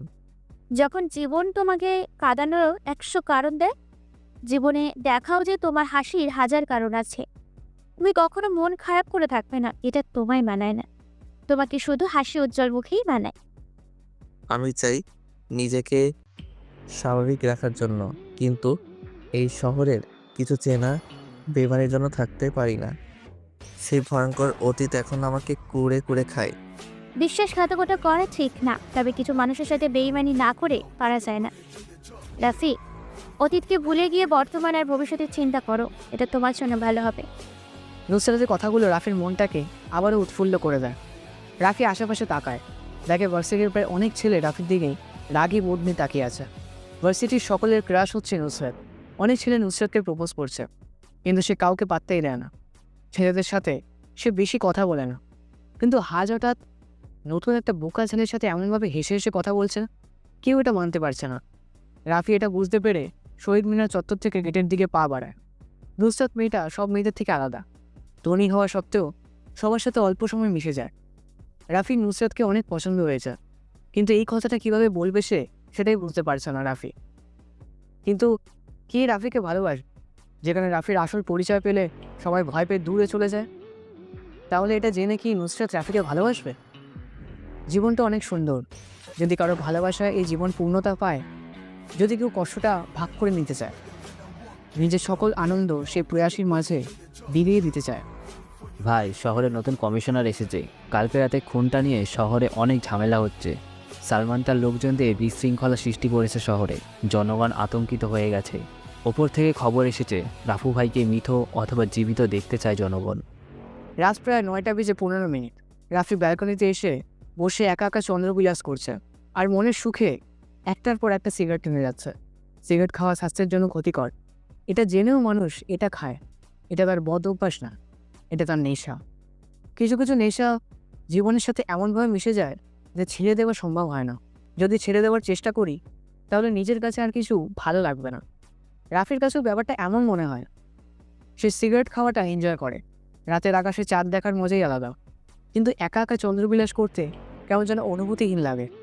চন্দ্রবিলাস আর সিগারেট টানতে রাফি এমন ব্যস্ত যে টনি কখনো এসে তার পাশে বসেছে সেটাও খেয়াল নেই তার। টনি হালকা করে একটা শুকনো কাশি দেয়। রাফি আকাশের দিকে থেকে দৃষ্টিটা সরিয়ে টনির দিকে তাকায়। টনি মনে হয় আজকে ক্লিন শেভ দিয়েছে, যার কারণে চাঁদের আলোয় মুখটা স্পষ্ট বোঝা যাচ্ছে। ছেলেটার মুখটা অনেকটা মায়াবী, চোখ জোড়া দুটো হালকা ঘোলাটে, যার কারণে তাকে আরও বেশি আকর্ষণীয় লাগে। রাফি জ্বলন্ত সিগারেটটা আরেকটা টান দিয়ে ধোঁয়াগুলো ছাড়তে ছাড়তে বলে, রাফু ভাইকে কখনো দেখেছে কেউ কি তার চেহারা? শুধু তার অস্তিত্বই বোঝা যায়, আর কিছু না। তাহলে কিভাবে চিন্তা করে পুলিশ রাফু ভাইকে ধরবে? ভাই আমার মনে হয় কি আপনার কিছুদিন মিশনে যাওয়া বন্ধ করে দিন। শহরের অবস্থা বেশি একটা ভালো না। প্রতিটা রাস্তায় রাস্তায় পুলিশের কড়া নজরদারি চলছে। হি হি হি, প্রত্যেকে দেখার জন্য কাজ করছে, আমি অদৃশ্য হয়ে তা করে বেড়াচ্ছি। রাফু ভাই না চাইলে তাকে দেখার ক্ষমতা কারো নেই। আমি আল্লাহ ছাড়া কাউকে ভয় পাই না, তবে মনের ভিতরে একটা সংকোচ থেকে যায়, আমার কাছের লোকগুলো যেন আমার সাথে বেইমানি না করে। ভাই অনেক দিন ধরে একটা জিনিস জানার খুব আগ্রহ মনের ভিতরে উতাল পাতাল করছে। আপনি যদি অনুমতি দেন তাহলে বলবো। বল, কি জিজ্ঞেস করবি আমাকে? তবে এমন কোনো প্রশ্ন জিজ্ঞেস করবি না যেটা আমার পক্ষে উত্তর দেওয়া সম্ভব না হয়ে যায়। ভাই আপনার আপনজনেরা কোথায়? কি আপনার অতীত? কে এই সালমান যাকে মারার জন্য আপনি এত মাইন্ড গেম খেলছেন? যেখানে আপনি একটা ফোন করলেই সব ঝামেলা শেষ হয়ে যায়, সেইখানে আপনি নিজেই সালমানকে খুঁজে বেড়াচ্ছেন। সব কিছু আজকে আমাকে খুলে বলবেন? টনি এমন প্রশ্ন শুনে কিছুক্ষণের জন্য নিস্তব্ধ হয়ে যায় রাফি। টনির মুখে আজ পর্যন্ত এমন কথা শুনেনি রাফি, কিন্তু আজ হঠাৎ নতুন করে এমন একটা প্রশ্ন করে ফেলবে ভাবতেই পারছে না রাফি। যে কালো অতীতের কথা মনে হলে রাফি নিজেকে এই পৃথিবীতে অনেক একা মনে হয়। আজকে সেই ভয়ঙ্কর অতীত সম্পর্কে কাউকে প্রথমবারের মতো করে বলতে যাচ্ছে রাফি। কি হলো ভাই, বলবেন না আমাকে সেই অতীতের কথা? আমি জানতে চাই ভাই, বলেন আমাকে। টনির কথায় রাফির ধ্যান ভাঙে। রাফি আজকে নিজের ভয়ঙ্কর অতীত সম্পর্কে কাউকে বলে কিছুটা কষ্ট দূর করতে চায়। রাফি আরেকটা সিগারেট জ্বালায়। নিস্তব্ধই পরিবেশে শোনা যাচ্ছে দুজন মানুষের নিঃশ্বাস ফেলার নীরব শব্দ আর জোনাকি পোকার মন কাড়ানো সেই পরিচিত ডাক। রাফি নিকোটিনের বিষাক্ত ধোঁয়াগুলো ছাড়তে ছাড়তে বলে, বলবো। আজ আমি প্রথম কাউকে বলবো আমার ভয়ঙ্কর অতীত সম্পর্কে। তবে আমার অতীতের কথা শুনে কিন্তু তুই কোনো কথা বলতে পারবি না। ভাই আপনি শুরু করেন প্লিজ, আমি আর অপেক্ষা করতে পারছি না। রাফি একটা দীর্ঘ নিঃশ্বাস ফেলে বলতে শুরু করে, সময়টা আরও 10 বছর আগের, যখন আমার বয়স 15 বছর। বাবা মা, আমি, চাচা চাচি আর একটা ছোট চাচাতো ভাই নিয়ে আমাদের পরিবার ছিল। সেই পরিবারের সবচেয়ে আদরের সন্তান ছিলাম আমি। আমার বাবা আর চাচার অনেক বড় বিজনেস ছিল, শহরে অনেক নাম ডাক ছিল, শত্রুর কোনো অভাব ছিল না। হেসে খেলে জীবন পার হচ্ছিল আমার। কিন্তু হঠাৎ আমার সেই হাসি খুশি জীবনে নেমে আসে অন্ধকারের প্রতিচ্ছবি। রাতে বাবা মাকে জীবিত দেখে ঘুমাতে গেছি, কিন্তু সকালে ঘুম থেকে উঠে মা বাবার রক্তরঞ্জিত গলাকাটা দেহ দেখে বেশ অবাক হয়ে গিয়েছিলাম। বাকরুদ্ধ হয়ে যায় আমি, বলার মতো কিছু ছিল না আমার। অঝরে কান্না করেছি আমি। আমাকে সান্ত্বনা দেওয়ার মতো পৃথিবীতে আর কেউ ছিল না। দিন বার হয়ে মাস আসে, আমার প্রতি সবার অবহেলা বাড়তে থাকে। চাচা চাচির মাথার বোঝা হয়ে গেলাম আমি। কেউ আগের মতো আদর করে না আমায়। খেয়েছি নাকি খালি পেটে আছি জানার চেষ্টা করে না কেউ। জীবনটা মরুভূমির মরীচিকার মতো হয়ে গেছে। কিছুদিন এইভাবে চলতে থাকার পর আমি চাচিকে বলি, ছোট মা, তোমরা সবাই আগের মতো আর আদর করো না কেন? আমার সাথে তেমন ভালো করে কথা বলো না কেন? কি বলবো তোর সাথে? এমনিতেই আমাদের মাথার উপর বসে বসে ঘরের অন্ন নষ্ট করছিস, কোনো কিছু করিস না, সারাদিন ঘরে বসে থাকিস মা বাবার ছবি নিয়ে। এখন থেকে যদি প্রতিদিন খেতে হয় তাহলেই ঘরের কাজের লোকের সাথে কাজ করে খাবি, নয়তো কাল থেকেই তোর খাওয়া বন্ধ। ছোটো মা, ঘরের কাজ করার জন্য তো অনেক কাজের লোক আছে, তাহলে আমাকে আবার কাজ করে খেতে হবে কেন? ঘরের কাজের লোকের বেতন কি তুই দিবি? কালকে থেকে বাড়িতে কাজের লোক করানো হবে। দুইজনের কাজ তুই একা করবি, এটাই আমার শেষ কথা। ছোটো মায়ের কথা শুনে কি বলবো বুঝতে পারছি না। বেশ অসহায় দৃষ্টিতে তাকিয়েছিলাম আমি। এই কি সেই ছোটো মা যে আমাকে প্রতিবেলা নিজ হাতে খাইয়ে দিত? আমার যেন এগুলো কিছুই বিশ্বাস হচ্ছে না। মনের ভিতরে একটা রাগ সৃষ্টি হয়। তাদের প্রতি বেঁচে থাকার জন্য আমায় কষ্ট করতে হবে, তাই প্রতিদিন ঘরের কাজ করতাম। কাজের লোকের থেকে বেশি কাজ করাতো আমাকে দিয়ে। ছোটো মা আর চাচাতো ভাই রফিক পায়ের পর পা তুলে আমাকে অর্ডার দিত, আমি সে অনুযায়ী কাজ করতাম। জীবনটা কেমন যেন বিষাক্ত বিষাক্ত মনে হচ্ছে। নিঝুম রাতে একা একা আকাশ পানে তাকিয়ে মা বাবার সাথে কথা বলতাম। কেন তারা আমায় এই অভিশপ্ত দুনিয়ায় একা রেখে চলে গেছে? আমাকে কেন নিয়ে গেল না? চার দেয়ালের বদ্ধ রুমটায় নিজের কান্নাগুলো শোনার মতো কেউ ছিল না। জীবনে কখনো কারোর উপর খুব বেশি নির্ভর হওয়া ঠিক না, কারণ অন্ধকারে নিজের ছায়াও নিজেকে ছেড়ে চলে যায়। আমার কান্নার শব্দ কাউকে ব্যথিত করেনি। আমার মৃত্যুর সংবাদে ওরা কখনোই ব্যথিত হবে না। অনেকবার ভেবেছিলাম চলে যাব এই অবহেলিত পৃথিবী থেকে, কিন্তু নিজেকে শক্ত করেছি। মা বাবা মারা যাওয়ার 6 মাস পর আমার জীবনে সবচেয়ে বড় একটা কালো অধ্যায়ের সূচনা ঘটে। সেদিন আমার খুব জ্বর ছিল। বিছানা থেকে ওঠার ক্ষমতা আমার ছিল না। আমাকে সেবা যত্ন করার কেউ নেই। এই পৃথিবীতে আমি সেদিন ছিলাম অনেক একা। ছোটো মা চিৎকার করে করে আমাকে ডাকছে। আমি এই জ্বর নিয়ে কীভাবে নিচে যাব বুঝতে পারছি না। অনেক কষ্ট করে সিঁড়ি বেয়ে বেয়ে নিচে যাই। আমার অবস্থা তেমন ভালো না। ছোটো মায়ের সামনে যে বলি, ছোটো মা আমাকে এইভাবে ডাকছিলে কেন? কোনো কিছুর প্রয়োজন?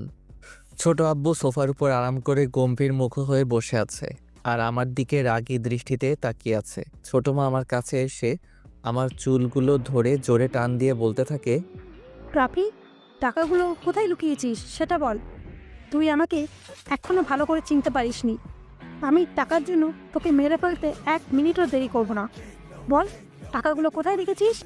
আমি বুঝতে পারছি না ছোট মা কোন টাকার কথা বলছে, তাই আমি অবাক হয়ে জিজ্ঞেস করি, ছোট মা কোন টাকার কথা বলছো তুমি? আমি কোনো টাকা লুকিয়ে রাখিনি। মিথ্যা বলছিস কেন তুই?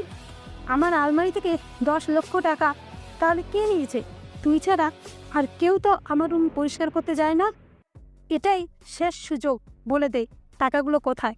এরপর আমি যা করব তুই তা কল্পনাও করতে পারবি না।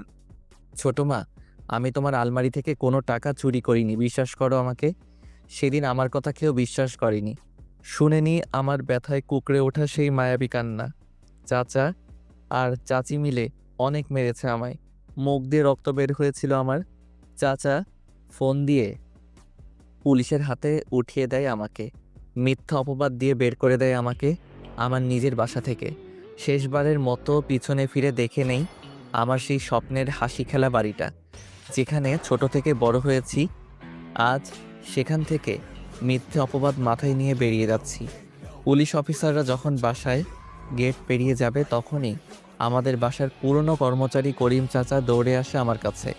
চাচাকে দেখে কান্না করে দেই আমি। আমাকে অনেক আদর করতো উনি। আমার কাছে এসে করিম চাচা কানে কানে বলতে থাকে, তোমার বাবা মাকে মেরেছে তোমার ছোট মায়ের আপন ভাই সালমান, আর টাকাটাও চুরি করেছে সে। জীবন অনেক বড় হবে, তুমি মা বাবার খুনের বদলা নিতে হবে তোমায়। এখানেই শেষ নয়, এখান থেকে তোমার জীবনের পথ শুরু। ভালো থেকো। করিম চাচার কথা শুনে সেদিন আমি খুব হেসেছি। পাগল হইনি, তবে সাইকো হয়ে গিয়েছিলাম আমি। মনের ভিতর অনেক কষ্ট চাপা পড়ে গিয়েছে আমার। মনে মনে একটাই নাম জপেছি আমি, সালমান। দুনিয়ার যেখানে সে থাকুক তাকে খুঁজে বের করে নিজ হাতে তাকে মারবো, এটাই টার্গেট আমার। একটাই লক্ষ্য, একটাই স্বপ্ন, সালমান ভাই। জেলে অনেক মানুষের সাথে পরিচয় হয় আমার। কেউ কেউ ছোট ছোট গ্যাংয়ের লিডার, আবার কেউ ছিল লিডারের কাছের লোক।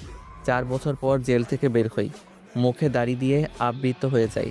4 বছর পর নিজেকে নিজে দেখে চিনতে পারছিলাম না আমি। কোথায় ছিল সুন্দর সেই শৈশব, আর আজ জেল থেকে বের হওয়া একটা আসামি আমি। লাল রক্ত চোখে জীবনের প্রথম হাতে পিস্তল নেই।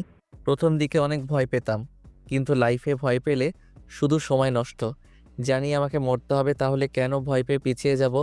হয়ে যায় অদৃশ্য মাস্তান। সালমানের খোঁজ করে জানতে পারি ঢাকার ডন হয়ে যায় সে। সালমানকে ধরতে হলে তার চেয়ে বড় কিছু হতে হবে আমায়। শুরু করি মাস্তানি, সারা দেশ ছড়িয়ে যায় রাফু ভাই রাফু ভাই, কিন্তু এখনও সেই রাফু ভাইয়ের চেহারা সবার কাছে রহস্যময়ী। অনেক আবেগ নিয়ে কথাগুলো বলে থামে রাফি। রাত প্রায় শেষের দিকে। দূর থেকে শোনা যাচ্ছে মসজিদে দেওয়া মুয়াজ্জিনের ফজরের আজান। আজকে রাফি মসজিদে যাবে। অনেক দিন যাবৎ নামাজ পড়া হয় না। শরীর থেকে শার্টটা খুলে কালো একটা পাঞ্জাবি পরে নেয় সে। মাথায় টুপিটা লাগিয়ে রওনা দেয় মসজিদের উদ্দেশ্যে। নুসরাত দেখ, কালকের বোকা ছেলেটা কি যেন নাম? ও রাফি, আজকে নতুন গেট আপ নিয়ে আসছে। মিমের কথা শুনে সবাই ক্যাম্পাসের গেটের দিকে তাকায়। একটা সুদর্শন যুবক ক্যাম্পাসে প্রবেশ করছে। পরনে তার কালো কালারের শার্ট, আগের মতো করে বুকের বোতামটা লাগানো না, স্টাইলিশ জিন্স। চোখের চশমাটা বদলে গেছে আগেরটার মতো, মোটা ফ্রেমের না। কম বেশি অনেকে রাফির দিকে তাকিয়ে আছে। আজ হঠাৎ করে এমন করে বোকা ছেলেটা সবাইকে অবাক করে দেবে ভাবতেও পারছে না কেউ। রাফি নুসরাতদের দেখেও না দেখার ভান করে প্যান্টের পকেটে হাত দিয়ে চলে যাচ্ছে। তখনই নুসরাত রাফিকে ডাক দেয়। রাফি যেন এই ডাকের অপেক্ষাই করছিল। আজ মূলত সে হালকা গেট আপ চেঞ্জ করেছে নুসরাতের জন্যই। রাফি নুসরাতদের সামনে যেয়ে দাঁড়ায়, কোনো কথা বলে না। আগ বাড়িয়ে নুসরাতই রাফিকে জিজ্ঞেস করে, কি ব্যাপার রাফি, আজ হঠাৎ এমন গেট আপ? নতুন গার্লফ্রেন্ড পেয়েছো নাকি? হি হি হি, গার্লফ্রেন্ড না, তবে কোনো এক প্রেয়সীকে দেখার পর থেকে মনটা কেমন যেন করছে, তাই আর কি নিজেকে হালকা চেঞ্জ করার চেষ্টা করছি। আমরা তো দেখতেই পাচ্ছি তেমন চেঞ্জ। দামি শার্ট, প্যান্ট, চোখে চশমাও পরিবর্তন, হাতে লেটেস্ট মডেলের নতুন ঘড়ি, শরীরে পারফিউমের তাজা গন্ধ আসছে। বাহ, বেশ ভালোই তো নিজেকে চেঞ্জ করেছো একদিনে। চেষ্টা করছি নিজেকে বদলাতে, আজ মনে হয় কিছুটা সফল হয়েছি। এই পৃথিবীতে টিকে থাকতে হলে নিজেকে আরও উন্নত করতে হবে। মানুষ যতটা সুখী হতে চায় সে ততটাই সুখী হতে পারে। সুখের কোনো পরিসীমা নেই। ইচ্ছে করলে সুখে আমরা আকাশ অভিসারী করে তুলতে পারি। এখন এটা বলো যে তোমার গার্লফ্রেন্ডকে, আর সে কি আমাদের ইউনিভার্সিটিতে পড়ে নাকি অন্য কোথাও? আমাদের সাথে পরিচয় করিয়ে দিবে কখন? কথাটা শুনে রাফি নুসরাতের কাছে যায়। রাফির শরীরে দেওয়া মারাত্মক পারফিউম ঘ্রাণ নুসরাতকে কেমন যেন আকর্ষণ করছে। রাফি আরেকটু কাছে যেয়ে নুসরাতের কানে কানে যে বলে, অনুরোধ নয়, তবে অনুরাগে বলছি, আজ বিকেল 4টায় তোমার জন্য অপেক্ষা করব ধানমন্ডি লেকের পাড়ে। আমি জানি তুমি আসবে। তোমার সাথে নতুন কাউকে পরিচয় করিয়ে দিব, তবে শুধু তোমার একারই দাওয়াত রইল, অন্য কারো নয়। কথাটা বলে সেখানে আর না, কারণ সে জানে এখন দাঁড়ালে নুসরাতের সামনে অনেক প্রশ্নের উত্তর দিতে হবে। অপেক্ষা সে বিকেল 4টে, কখন সেই সময়টা আসবে? সময়টা বিকেল 3:40। রাফি আয়নার সামনে দাঁড়িয়ে নিজেকে গোছানোর চেষ্টা করছে। রাফি আজ একটা নীল রঙের পাঞ্জাবি পরেছে, তার সাথে কালো জিন্স, চোখে স্টাইলিশ চশমা, হাতে লেটেস্ট মডেলের রোলেক্স ঘড়ি, মাতাল করা পারফিউম। চুলগুলো আজকেই কেটে এসেছে। মুখে তেমন দাড়ি বোঝা যাচ্ছে না। নিজেকে আয়নায় দেখে নিজেই চিনতে পারছে না। মনে হয় কোনো রোম্যান্টিক শহরের নায়ক সে। টেবিলের উপরে থাকা বাইকের চাবিটা ডান হাত দিয়ে ঝাঁকাতে ঝাঁকাতে সিঁড়ি বেয়ে নিচে নামে। প্রথমেই টনির সাথে দেখা হয় রাফি। টনি কেমন অচেনা দৃষ্টিতে তাকিয়ে আছে রাফির দিকে। টনির চাহনিতে বোঝা যাচ্ছে সে মনে হচ্ছে কোনো ফিল্মের স্টারকে দেখছে। রাফি টনির দিকে তাকায় আর তার গোলাপি রঙের ঠোঁট দিয়ে শীষ বাজাতে থাকে। টনি এসে রাফির সামনে দাঁড়ায়, নিঃশব্দে পা থেকে মাথা অবধি স্ক্যান করেছে। টনি বুঝতে পারছে না হঠাৎ একটা ছেলের এমন করে সাজার কী কারণ থাকতে পারে। তাই সে রাফিকে জিজ্ঞেস করে, ভাই, দেখে মনে হচ্ছে কোথাও যাবেন, কিন্তু এমনভাবে সেজে গুজে কোথায় যাচ্ছেন? রাফি নিঃশব্দে হাসে, যে হাসিতে লেগে আছে অনেক বছর অপেক্ষা করার পর কোনো কিছু পাওয়ার উত্তেজনা। রাফি টনের প্রশ্নের উত্তরে বলে, যাচ্ছি কোনো এক প্রেয়সীকে নিজের আবেগময় শহরে আমন্ত্রণ জানানোর জন্য। কিন্তু ভাই, কে সেই অচেনা প্রেয়সী যার জন্য আজ এত বছর পর নিজের সুপ্ত অনুভূতির শহরে তাকে জানান দিয়েছেন? সময় হলে সব কিছু জানতে পারবি, তবে আমি না বলা পর্যন্ত কোনো বেশি কথা আমি পছন্দ করি না, সেটা তুই ভালো করেই জানিস। ভাই, রাস্তায় যদি কোনো ঝামেলা হয় তাহলে সাথে সাথে আমাকে ডাকবে, আমি চলে আসবেও, কিন্তু আপনি কোনো ঝামেলা করলেই ফেঁসে যাওয়ার ভয় বেশি। এই রাফি যদি নিজের ইচ্ছায় ধরা না দেয়, তাহলে পৃথিবীতে এমন কোনো পুলিশ এখনও জন্ম নেয়নি যে কিনা আমাকে ধরে থানায় নিয়ে যাবে। টনি কিছু বলতে যাবে, কিন্তু তার বলতে পারে না। এর আগেই রাফি সেই জায়গাটা ত্যাগ করে। ধানমন্ডির এই রাস্তাটা আজ বেশ ফাঁকা। কিছুক্ষণ পরপর 2-3টা গাড়ি দ্রুত গতিতে যাচ্ছে। দেখে মনে হয় তাদের কোনো গুরুত্বপূর্ণ কাজ ফেলে এসেছে। যদি এটা এখনও না করে তাহলে সব কিছু শেষ হয়ে যাবে, এমন অবস্থা। কিন্তু না, কিছুই শেষ হবে না, হয়তো কিছু সময় নষ্ট হতে পারে। ওরা এটা বোঝে না যে এত দ্রুত গতিতে গাড়ি চালালে ভীষণ ঝুঁকি, কোনো বড় ধরনের দুর্ঘটনার শিকার হতে পারে। রাফি ফাঁকা রাস্তা পেয়ে একটু জোরেই বাইকটা চালাচ্ছে। বিকেলে ধানমন্ডির এই লোকের পাড়ে অনেক কাপলরা ঘুরতে আসে। রাফির আজ এটা প্রথম অভিযান, বলতে গেলে নতুন কোনো অনুভূতি প্রকাশ করতে যাচ্ছে। কিন্তু নুসরাত কি মেনে নেবে রাফিকে? কোনো ঘটনা ঘটার আগেই তা নিয়ে ভাবতে নেই। পরে দেখা গেছে সব কিছু নিজের কাছে ঘুরিয়ে যাচ্ছে। বর্তমানকে উপেক্ষা করে ভবিষ্যৎকে নিয়ে বেশি চিন্তা করা ঠিক না। নুসরাত একটা বেঞ্চের উপরে বসে আছে, পরনে তার কালো কালারের একটা শাড়ি, হাতে কিছু রঙিন চুড়ির সমাহার। মুখে কোনো কৃত্রিম মেকআপ করা নেই, এমনিতেই নুসরাতকে বেশ সুন্দর লাগে। মাথার চুলগুলো বাঁধা অবস্থায় না থাকলে তাকে যেন আরও মোহনীয় লাগতো। রাফি নুসরাতের সামনে এসে বাইকে কষে ব্রেক করে। নুসরাত অন্য মানুষকে তাকায়, হঠাৎ বাইক থামায়, হালকা ভয় পেয়ে যায়। নুসরাত ছোটো ছোটো চোখ করে সামনের দিকে তাকায়। হাসি উজ্জ্বল সুদর্শন একটা যুবক বাইকে থেমে নামে। ছেলেটার শরীর গঠনটা বেশ ভালো, তবে ছেলেটা যেন রাফি এটা চিনতে নুসরাতের বেশি সময় লাগেনি। দুজনের দিকে অপগোলক দৃষ্টিতে তাকিয়ে আছে, মনে হয় হাজার বছরের পরিচয় যেন তাদের। নুসরাত হালকা করে কাশি দেয়, রাফির ধ্যান গম্ভীরতা সব ভেঙে যায়। রাফি পিছন থেকে একটা তাজা গোলাপ বের করে হাঁটু গেড়ে প্রপোজ করা স্টাইলে নুসরাতের সামনে বসে বলতে থাকে, ভালোবাসা কি তা আমি জানি না, তবে কোনো এক অন্ধকার রজনীতে তোমাকে দেখে আমার মনের ভিতর লুকিয়ে থাকা সুপ্ত অনুভূতিগুলো কেমন যেন ব্যস্ত হয়ে পড়েছে। তোমাকে ভালোবাসি কথাটা বলার জন্য মনটা অনেকভাবে প্যারা দিচ্ছিল। আজ আমি সার্থক, তোমার সামনে বসে তোমাকে ভালোবাসি কথাটা বলতে পেরে। তুমি সেই কবিতা যা প্রতিদিন ভাবি, লিখতে পারি না। তুমি সেই ছবি যা কল্পনা করি, আঁকতে পারি না। তুমি সেই ভালোবাসা যা প্রতিদিন চাই, কিন্তু তা কখনোই পাই না। আজ আমি অনেক করে পেতে চাই তোমার সেই মোহনীয় ভালোবাসার পরশ, যার জন্য অপেক্ষায় আছি প্রতিটা ক্ষণ। ভালোবাসা কি তপ্ত মরুর বালুর শিখা? ভালোবাসা কি নদীর স্রোতে ভাসমান কোনো নৌকা? ভালোবাসা কি ভেসে আসা কোনো সুখের ভেলা? ভালোবাসা কি দুঃখের মাঝে হাসি মিশ্রিত কান্না? ভালোবাসা কি কোনো এক অজানা ঠিকানা? আজ আমি খুব করে বলবো, ভালোবাসি তোমায় প্রেয়সী, ভালোবাসি। নুসরাত হাত দিয়ে রাফিকে ইশারা করে বসা থেকে ওঠার জন্য। রাফি ভাবছিল নুসরাতকে তাকে চড় মারবে, কিন্তু সে তা করেনি, কিছুক্ষণ সময় নিয়েছে। এবার নুসরাত বলতে থাকে, রাফি, একটা মানুষের পছন্দ থাকতেই পারে, এটার জন্য তাকে বেশি চাপ দেওয়া যাবে না। তুমি প্রপোজ দাও, আমি মনে হয় গ্রহণ করতে পারবো না। রাফি মুচকি হাসে। রাফি দেখতে পারছে নুসরাতের দৃষ্টিটা তার বাইকের উপর। নুসরাতের চোখে কোনো কিছু জানার অনেক আগ্রহ দেখতে পাচ্ছে রাফি। কী কারণে আমার প্রেম নিবেদনটা তুমি গ্রহণ করতে না, সেটা কি আমি জানতে পারি? অবশ্যই, ছেলেদের প্রতি আমার তেমন কোনো আগ্রহ নেই, তবে একটা ছেলেকে রেখে আমার সেই ধারণাটা পাল্টে যায়। কারণ আমার জীবনে কোনো এক করুণ মুহূর্তে সেই ছেলেটা এসে আমাকে বাঁচায়। সেই দিন থেকে আমার মনের এক জায়গা তার জন্য বরাদ্দ হয়ে গেছে।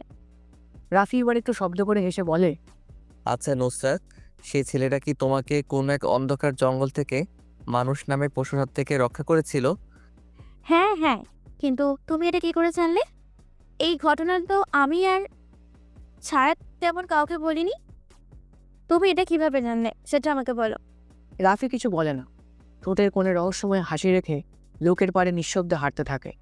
পিছনে পিছনে যে নুসরাত আসছে সেটা রাফি বেশ ভালোই বুঝতে পারছে।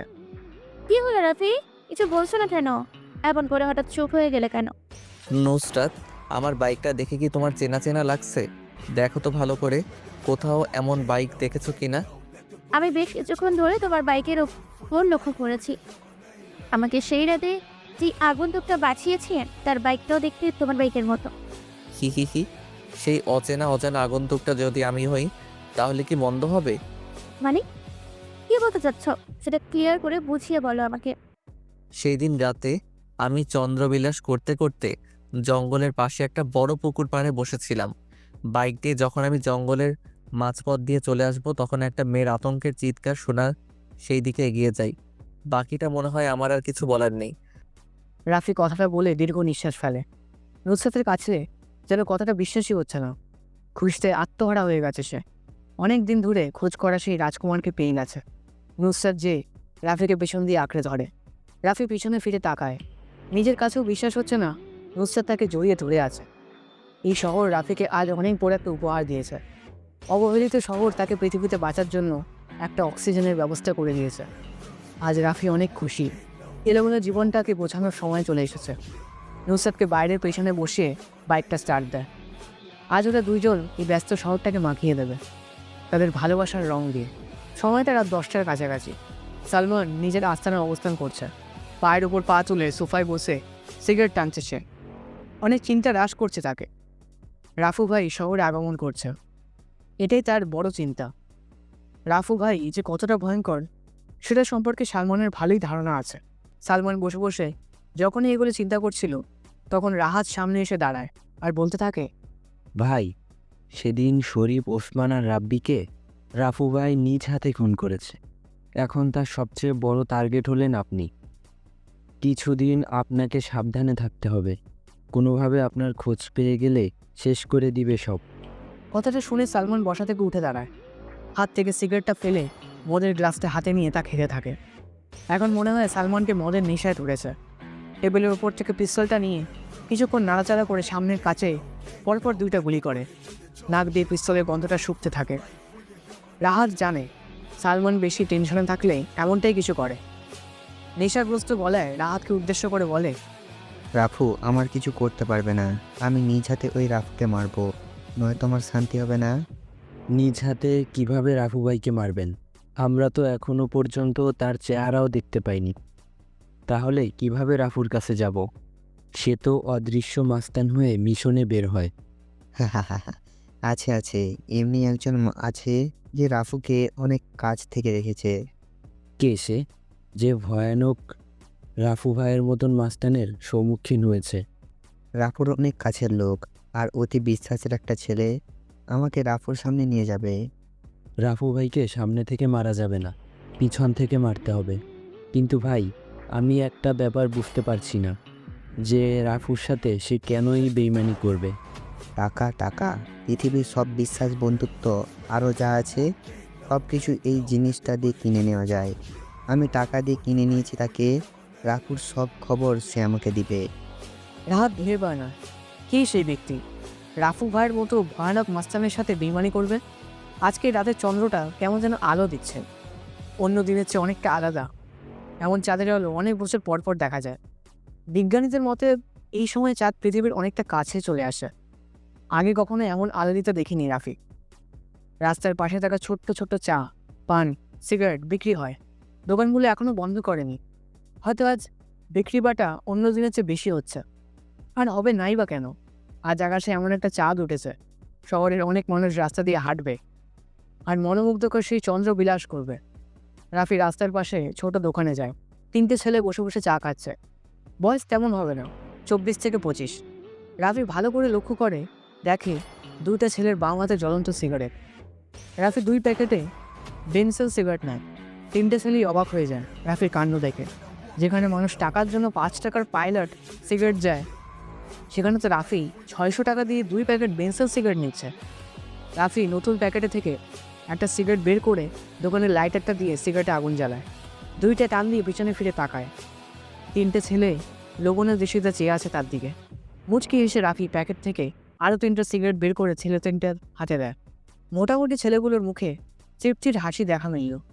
ওরা যেন এই সিগারেটের আশায় রাফির দিকে চেয়েছিল। রাফি দোকান ত্যাগ করে মানুষের সাথে বেশি মিশে গেলে সম্মান কমে যায়। নিজের কোনো মূল্য থাকে না অন্যের কাছে, যার কারণে সেই মানুষগুলো যখন তখন যে কোনো কথা লিমিট ক্রস করে বলে ফেলতে পারে। রাফি যা ভেবেছিল তাই হলো। আজকে রাস্তায় অনেক লোক হাঁটতে বের হয়েছে। কারো হাতে আছে জ্বলন্ত সিগারেট, আবার কারো হাতে দামি মোবাইল। রাফি চিন্তা করছে এই অপরূপ সৌন্দর্যের রাতে যদি নুসরাত পাশে থাকতো তাহলে কতই না ভালো হতো। কিন্তু আজ মনে হয় না সে আশাটা পূরণ হবে। আরাপ, দেখ তোর পাখিকে নিয়ে কেউ উড়াল দিয়েছে মনে হয়। পাখি এবার বন্ধ খাঁচা থেকে মুক্ত আকাশে উড়াল দিয়েছি। তুই চাইলেও আর ধরে আনতে পারবি না। আরাফ বাইকের ওপর আরাম করে বসে বসে সিগারেট ফুঁকছিল। তখনই রিফাত হাসির ছলে জোরে কথাটা বলে। আরাফ রিফাতের দিকে তাকায়। দেখে রিফাত ভার্সিটির গেটের দিকে তাকিয়ে কথাটা বলছে। হাত দিয়ে রিফাতকে সরিয়ে গেটের দিকে তাকায় সে। কালো কালারের নিউ মডেলের নতুন বাইক R15V3 নিয়ে রাফি প্রবেশ করছে। পিছন থেকে রাফিকে জড়িয়ে ধরে আছে নুসরাত। এটা থেকে অনেক রেগে যায় আরাফ, যার বই প্রকাশ করছে নিজের হাতে থাকা জ্বলন্ত সিগারেটটা জোরে চেপে ধরে আছে। ইফাত, শাওন, মাসুদ, তোরা সবাই যে হকি স্টিক স্ট্রাইক যা আছে সব নিয়ে আয়। আজকে যে রাফির বাচ্চাকে আমি শেষ করেই নিব। ওর সাহস হয় কী করে আমার ভালোবাসার মানুষকে নিয়ে বাইকে করে ভার্সিটিতে আসার? আরাফের কথা শুনে সবাই চলে যায় জিনিসগুলো আনার জন্য। রাফি আজকে অনেকটা চেঞ্জ হয়ে ভার্সিটিতে এসেছে। সাদা কালারের চেক শার্ট, কালো জিন্স, হাতে লেটেস্ট মডেলের ঘড়ি, পায়ে সাদা কনভার্স, চোখে স্টাইলিশ চশমা। বাইকের পিছন তার ভালোবাসার মানুষটা বসা। মনের মধ্যে কেমন যেন আলাদা একটা ফিলিংস আসছে। রাফি বাইকটা থামায়। সামনে আরাফ আর তার বন্ধুরা হাতে স্ট্যাম্প সিক নিয়ে দাঁড়িয়ে আছে। রাফি আর নুসরাত বাইক থেকে নেমে দাঁড়ায়। রাফিকে কোনো কিছু বলার সুযোগ না দিতেই আরাফ তার হাতে থাকা শক্ত স্টিকটা দিয়ে জোরে একটা বাড়ি মারে রাফির পায়ে। রাফি ব্যথায় কুকড়ে ওঠে, তবে সেটা প্রকাশ করে না, শক্ত হয়ে দাঁড়িয়ে থাকে। ঠোঁটের কোণে ঝুলে আছে হতাশার ডাকা সেই হাসি। নুসরাত সামনে এগিয়ে আসবে, তার সে পারে না। রাফি হাতের ইশারায় নুসরাতকে থামিয়ে দেয়। আরাফ একটু এগিয়ে যায় রাফির দিকে। রাফির কলারটা ধরে ভার্সিটির সবার সামনে নিয়ে আসে। রাফি কিছু বলে না। আরাফ জোরে চিৎকার করে বলে, আমি নুসরাতকে পছন্দ করি, এটাই ক্যাম্পাসে সবাই ভালো করেই জানে। তাই কোনো ছেলে নুসরাতের আশেপাশে ঘেঁষে না। কিন্তু তুই সেই দুঃসাহস করেছিস। আজ আমি এমন অবস্থা করব যা দেখে ভার্সিটির সবাই ভয় পেয়ে যাবে। আমি কি আমার কোনো ছোট ভাইকে এখানে রাখতে পারি? বেশি সময় নিব না, জাস্ট 10 মিনিট। রাফি কথাটা বলে আরাফের উত্তরের অপেক্ষায় তাকিয়ে থাকে। কম বেশি সবাই রাফির দিকে চেয়ে আছে। রাফি যে আজকে অনেক বড় বিপদে পড়েছে, কিন্তু সাহায্য করার মতোই ভার্সিটিতে কেউ নেই। রাফির কথাটা শুনে আরাফ হাসতে হাসতে বলে, ডাক তুই তোর কোন বাপকে এইখানে রাখবি? আজ আমার দেওয়া শাস্তি থেকে তোকে কেউ বাঁচাতে পারবে না। রাফির প্রশ্নের উত্তর সে পেয়ে গেছে। মুচকি এসে সবার থেকে একটু দূরে যে পকেট থেকে দামি মোবাইলটা বের করে কাকে যেন ফোন দেয়। 2 মিনিট কথা বলে রাফির আগের জায়গায় এসে দাঁড়ায়। আরাফ এমন 10 মিনিট সময় অপেক্ষা করবে। আরাফ হাত দিয়ে কাউকে একটা চেয়ার আনতে পাঠায়। 4 পায়া বিশিষ্ট নীল কালারের চেয়ারের পায়ের ওপর পা তুলে বসে আরাফ। 10 মিনিট অপেক্ষা করতে করতে একটা সিগারেট খাওয়া যাক, যেমন ভাবনা তেমন কাজ। আরাফ একটা সিগারেট জ্বালায়। সবাই জানে আরাফের ক্ষমতা কতটা উপরে। আরাফ নিজের হাতে থাকা ঘড়ির দিকে তাকায়। রাফির দেওয়া 10 মিনিট শেষ। যাদের হাতে ঘড়ি আছে সবাই নিজেদের ঘড়িতে সময়টা দেখে নেয়। 10 মিনিট শেষ, কিন্তু এখনও কেউ আসছে না। রাফির মোবাইলে টুম করে একটা মেসেজ আসার শব্দ হয়। আরাফ সিগারেটটা নিচে ফেলে দেয়, বসা থেকে উঠে দাঁড়ায়। রাফির কাছে এসে বলে, নিজের হাতে ঘড়ির দিকে একটু তাকা, 10 মিনিট তো শেষ। তোর ছোট ভাই কি আসবে না তোকে বাঁচাতে? হি হি হি হি। রাফির সময় দেখতে হয় না, সে নিজেই সময়কে নিজের অস্তিত্বে ঘুরায়। ছোট ভাই তো কখন এসে বসে আছে, কিন্তু তোরা কখন অ্যাকশন শুরু করবি সেটার অপেক্ষায় বসে আছে। রাফির কথা শুনে উপস্থিত সবাই ক্যাম্পাসের গেটের দিকে তাকায়, কিন্তু কাউকে আসতে দেখতে পারছে না। তাহলে কি রাফি মিথ্যা কথা বলছে? কিন্তু এখানে মিথ্যা বলে লাভ কি? বড় কোনো ধরনের সমস্যা এখানে আজ হবেই। কোথায় তোর ছোট ভাই? আমি দেখতে পারছি না। কেন? নাকি আমার ভয়ে লেজ গুটিয়ে পালিয়ে আছে? রাফি কখনো কাউকে মিথ্যা কথা বলে না, এটা তার পছন্দ না। আমি একবার যখন বলেছি তখন তো নিশ্চয়ই আমার ছোট ভাই এসেছে, কিন্তু সে সবার চোখের আড়ালে। তোর দিকে অনেক মুখ পড়েছে। এতদিন দেখতাম ভার্সিটির বোকার মতো আসতে, এখন মেয়ে পেয়ে নিজেকে পুরো চেঞ্জ। ভালো, বেশ ভালো। তোর এই পরিবর্তনটা আমার কাছে খুব ভালো লেগেছে। হি হি হি হি। আমি নিজেকে পরিবর্তন করেছি ঠিকই, কিন্তু সেটা কোনো মেয়ের জন্য নয়। তোর এত সাহস আসে কোথা থেকে সেটাই বুঝতে পারছি না। সাহস ছোট থেকেই আমার। আজ নুসরাতের ভালোবাসার জোরটা একটু বেশি। আজ ভালোবাসা তোর মুখ থেকে আমি চিরতরে শেষ করে দিব। আর কখনো নুসরাতের দিকে তাকানোর সাহসও পাবি না তুই। কথাটা বলে আরাফ নিজের ডান পা দিয়ে রাফির বুকে জোরে লাথি মারে। রাফি একটু দূরে ছিটকে পড়ে। রাফি নিচে থেকে উঠে দাঁড়ায়। আরাফ যে রাফির মুখের পাশে সজোরে কিল মারে। আরাফ এত জোরে মারে যার কারণে রাফির ঠোঁট কেটে গেল, গলগল করে রক্ত বেরোতে থাকে। রাফির ডান হাত দিয়ে ঠোঁটের কাছ থেকে রক্তটা নিয়ে দেখে, উচ্চকণ্ঠে হাসতে থাকে। আরাফ বোকা বনে যায়। একটা ছেলের ঠোঁট ফেটে রক্ত বেরোচ্ছে, সেটা দেখেও সে কীভাবে হাসতে পারে? রাফি কি পাগল হয়ে গেছে নাকি কেউ কিছু বুঝতে পারছে না? রিফাত পেছন থেকে রাফির কাছে যেয়ে দাঁড়ায়। হাতে থাকা স্ট্যাম্পটা রাফিকে বাড়ি মারবে, তখনই কোথা থেকে একটা স্নাইপারের বুলেট এসে রিফাতের ডান পায়ে লাগে। রিফাত নিচে পড়ে যায়। ব্যথায় তার অবস্থা খারাপ, পা থেকে রক্ত পড়তে থাকে। সে নিচে বসে বসে 2 হাত দিয়ে রক্ত বন্ধ করার বৃথা চেষ্টা করে। রাফি শব্দ করে হাসে। এই হাসিটা যেন আরাফের পছন্দ হয় না। রাফির হাসি তার কাছে বিষের মতো মনে হচ্ছে। সাবধানতা বজায় রেখে আরাফ ডান হাতে সিকটা নিয়ে রাফির দিকে এগিয়ে যায় মারার জন্য, কিন্তু সেটা আর পারে না। আরাফের আগেই গরম একটা বুলেট এসে আরাফের ডান হাতে লাগে। তার হাত থেকে শক্ত স্টিকটা নিচে পড়ে যায়। বাম হাত দিয়ে ডান হাতের উপর চেপে ধরে, কিন্তু এই ব্যথা যেন একটুও কমার নয়। এখন যদি মৃত্যু হয়ে যেত তাহলে ভালো হতো। এই অসমাপ্ত ব্যথা সহ্য করার মতো না। আরাফদের এই করুণ অবস্থা থেকে পিছনে হাতে স্টিক নিয়ে দাঁড়িয়ে থাকা 2টা ছেলে দৌড়ে পালিয়ে যায়। উপস্থিত কেউ বুঝতে পারছে না কোথা থেকে সাইলেন্সার লাগানো বুলেট এসে লাগছে আরাফদের শরীরে। সবাই অধীর আগ্রহ নিয়ে দেখে যাচ্ছে। রাফি চেয়ারটা টেনে বসে, একটা সিগারেট জ্বালায় সে। পরিবেশটা এখন শান্ত, তবে কিছুক্ষণ পর কী হবে জানা নেই। কারণ সবার কাছে রাফি কেমন যেন মোছানো লাগছে। কেউ আগে কখনো রাফির এমন অবাক করা কাণ্ড দেখেনি। রাফি সিগারেটের বিষাক্ত ধোঁয়াগুলো উপরের দিকে ছাড়তে ছাড়তে বলে, আরাফ, কেমন লাগলো আমার শেষ খেলাটা? এতক্ষণ ধরে আমি তোকে কিছু বলিনি, এর মানে এই না যে আমি বোকা, আমি কিছু বলতে পারবো না। আমি শত্রুকে মারতে একটু টাইম নেই, দেখতে চাই শত্রু আমার প্রতি কতটা কঠোর হতে পারে। কুত্তার বাচ্চা, তোকে আমি দেখে নিব, তুই আমাকে চিনিস না। আমি কে, কি আমার ক্ষমতা, এই সম্পর্কে তোর কোনো ধারণাই নেই। আমি নিজেই নিজের ক্ষমতা সম্পর্কে ধারণা নেই, আবার তোর ক্ষমতা সম্পর্কে কি জানবো আমি? রাস্তার পাতি কুকুরগুলো একটু বেশি চিল্লায়, আর সিংহের একটাই গর্জন যথেষ্ট শহরটা কাঁপানোর জন্য। পিছন থেকে গুলি করে কে? নিশ্চয়ই তোর ছোট ভাই। সাহস থাকলে বল, সামনে আসতে, দেখি কার কত দম। মশা মেরে হাত কালো করার কোনো ইচ্ছেই আমার নেই। সিংহ সিংহের সাথে লড়াই করবে, কোনো পাতি কুকুরের সাথে না। কথাটা বলে বসা থেকে উঠে দাঁড়ায় রাফি। বাম পা দিয়ে চেয়ারকে ফেলে দেয় সে। সামনে যে নুসরাতের হাতটা ধরে সে। পিছন থেকে চিৎকার দিয়ে আরাফ বলে, রাফি, তোর সাথে আবার দেখা হবে। এখন সময়টা তোর ছিল, কিন্তু তখন আমি সময়টাকে নিজের করে নিব। চ্যালেঞ্জ রইল। আরাফের কথা শুনে রাফি মাথাটা বাঁকা করে, জোরে বলে, দাওয়াত রইল আমার নিরবিচ্ছিন্ন শহরে, নিজের শহরে ডেকে এনে ভালো খাতিরদারি করব, চলে আসিস। রাফি কথাটা বলে সেখানে আর দাঁড়ায় না। নুসরাতকে বাইকের পিছনে বসিয়ে রওনা দেয় তাদের গন্তব্যে। রাত 12টা কিংবা 1টা হবে। বাইরে মুষলধারে বৃষ্টি পড়ছে।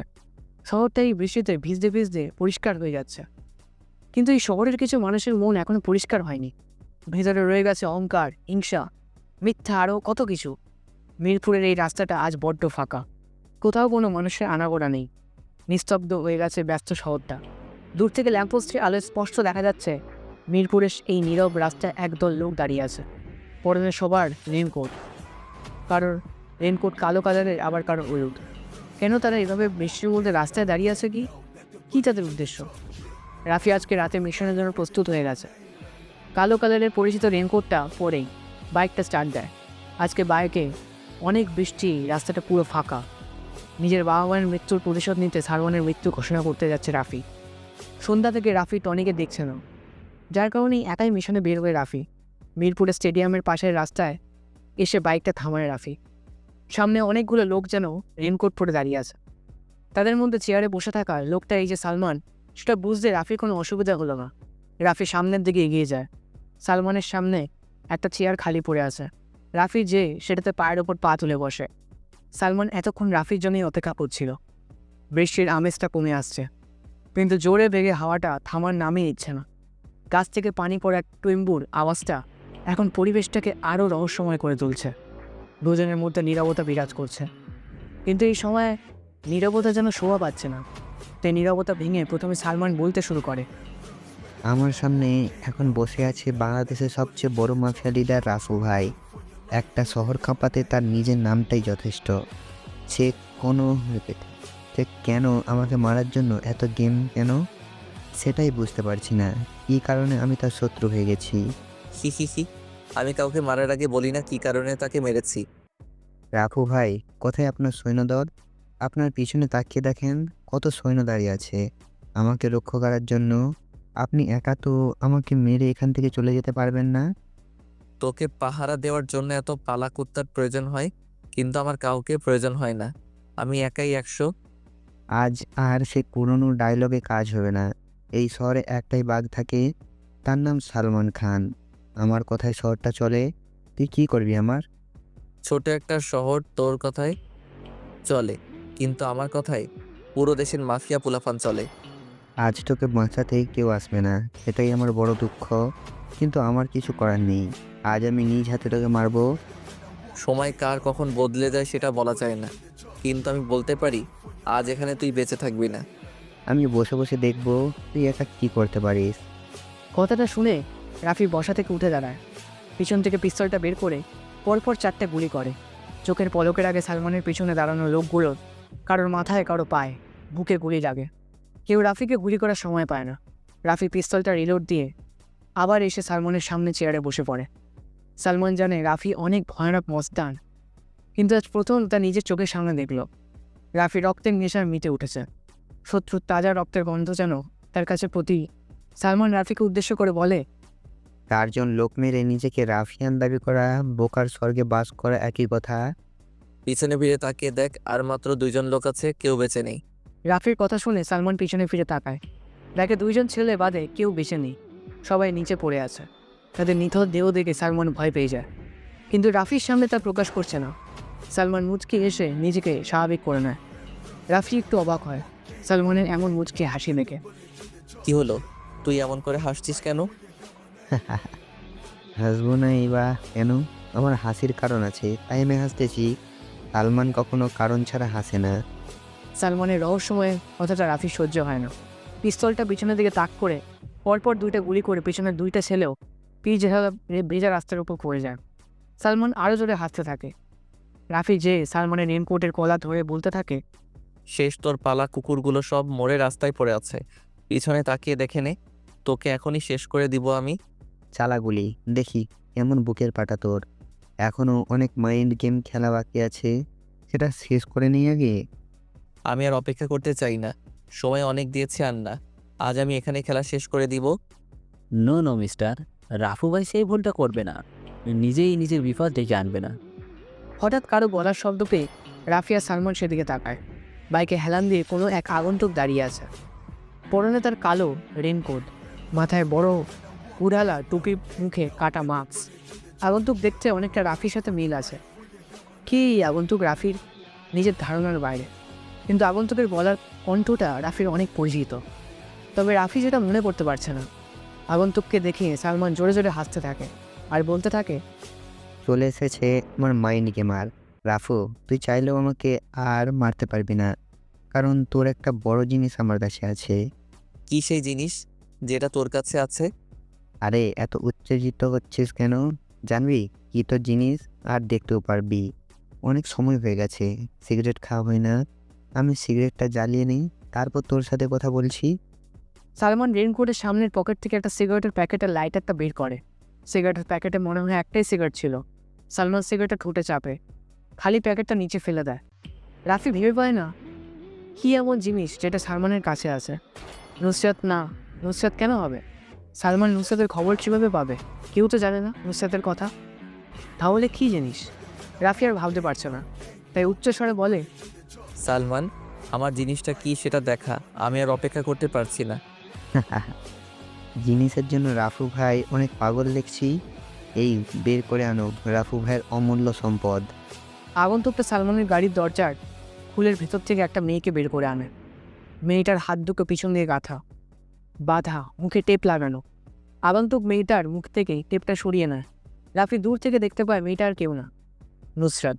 কিন্তু সালমান নুসরাতের সম্পর্কে কীভাবে জানলো? না, রাফি নুসরাতকে এমন অবস্থা দেখে রেগে যায়। সালমান, তুই নুসরাতকে ধরে এনে অনেক বড় ভুল করে ফেলেছিস। সঠিক সময়ে এমন ভুল কাজ করাই আমার স্টাইল।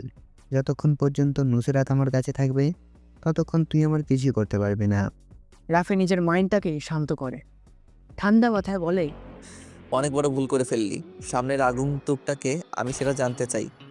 আগন্তুককে দেখলে তুই অনেক কষ্ট পাবি। আমি চাই না তুই মরার আগে এমন কষ্ট পাস। কে মরবে কে বেঁচে থাকবে সেটা সময় বেশ ভালো জানে।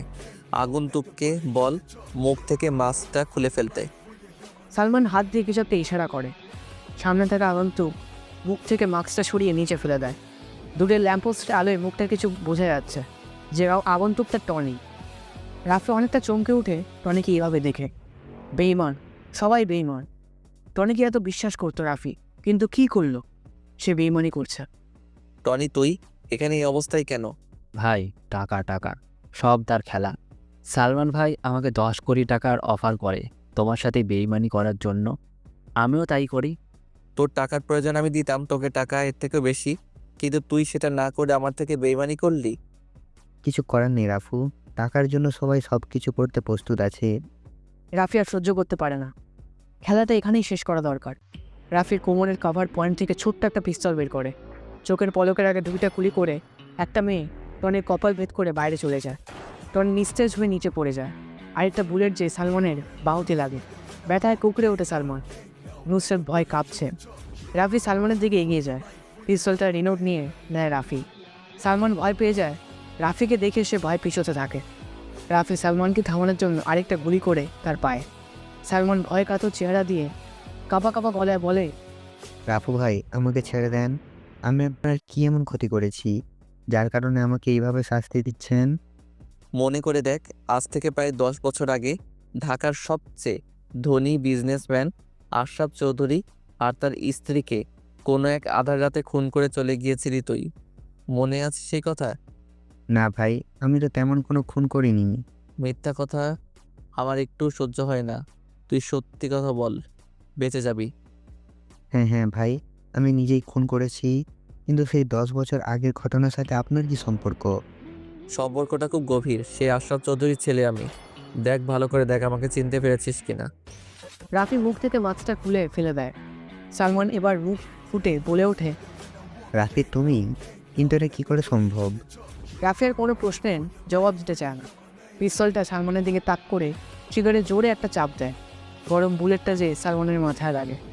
মাথা থেকে তাজা রক্ত বের হয়ে পিচ ঢালা ভেজা কালো রাস্তায় পড়েছে। নুসরাত দৌড়ে এসে রাফিকে জড়িয়ে ধরে। রাফি বুঝতে পারছে নুসরাত অনেক ভয় পেয়ে আছে, তাকে শান্ত করতে হবে। তাই রাফি বলে, নুসরাত, এই নুসরাত তাকাও আমার দিকে।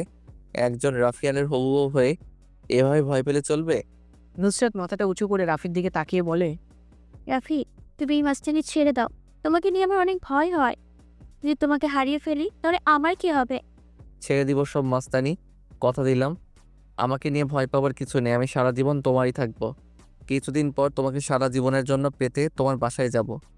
সারা জীবনের জন্য পেতে মানে? বুঝতে পারছি না আমি। তোমার আর কিছু বোঝা লাগবে না। আমার আর তোমার বিয়ে নিয়ে কথা বলতে যাব তোমার বাসায়। রাফির মুখ থেকে এমন কথা শুনে নুসরাত লজ্জায় লজ্জিত হয়ে যায়। রাফি নিজের রেনকোটটা খুলে ফেলে দেয় রাস্তার মাঝে। রেনকোটের নিচে থাকা শার্টের কলারে নুসরাত 2 হাত দিয়ে চাপটে ধরে। রাফিও নিজের প্রেয়সীকে আগলে নেয় নিজের বাহু ঘরে। তাদের এই ভালোবাসার সাক্ষী হয়ে রইল এই মুষলধারে বৃষ্টি।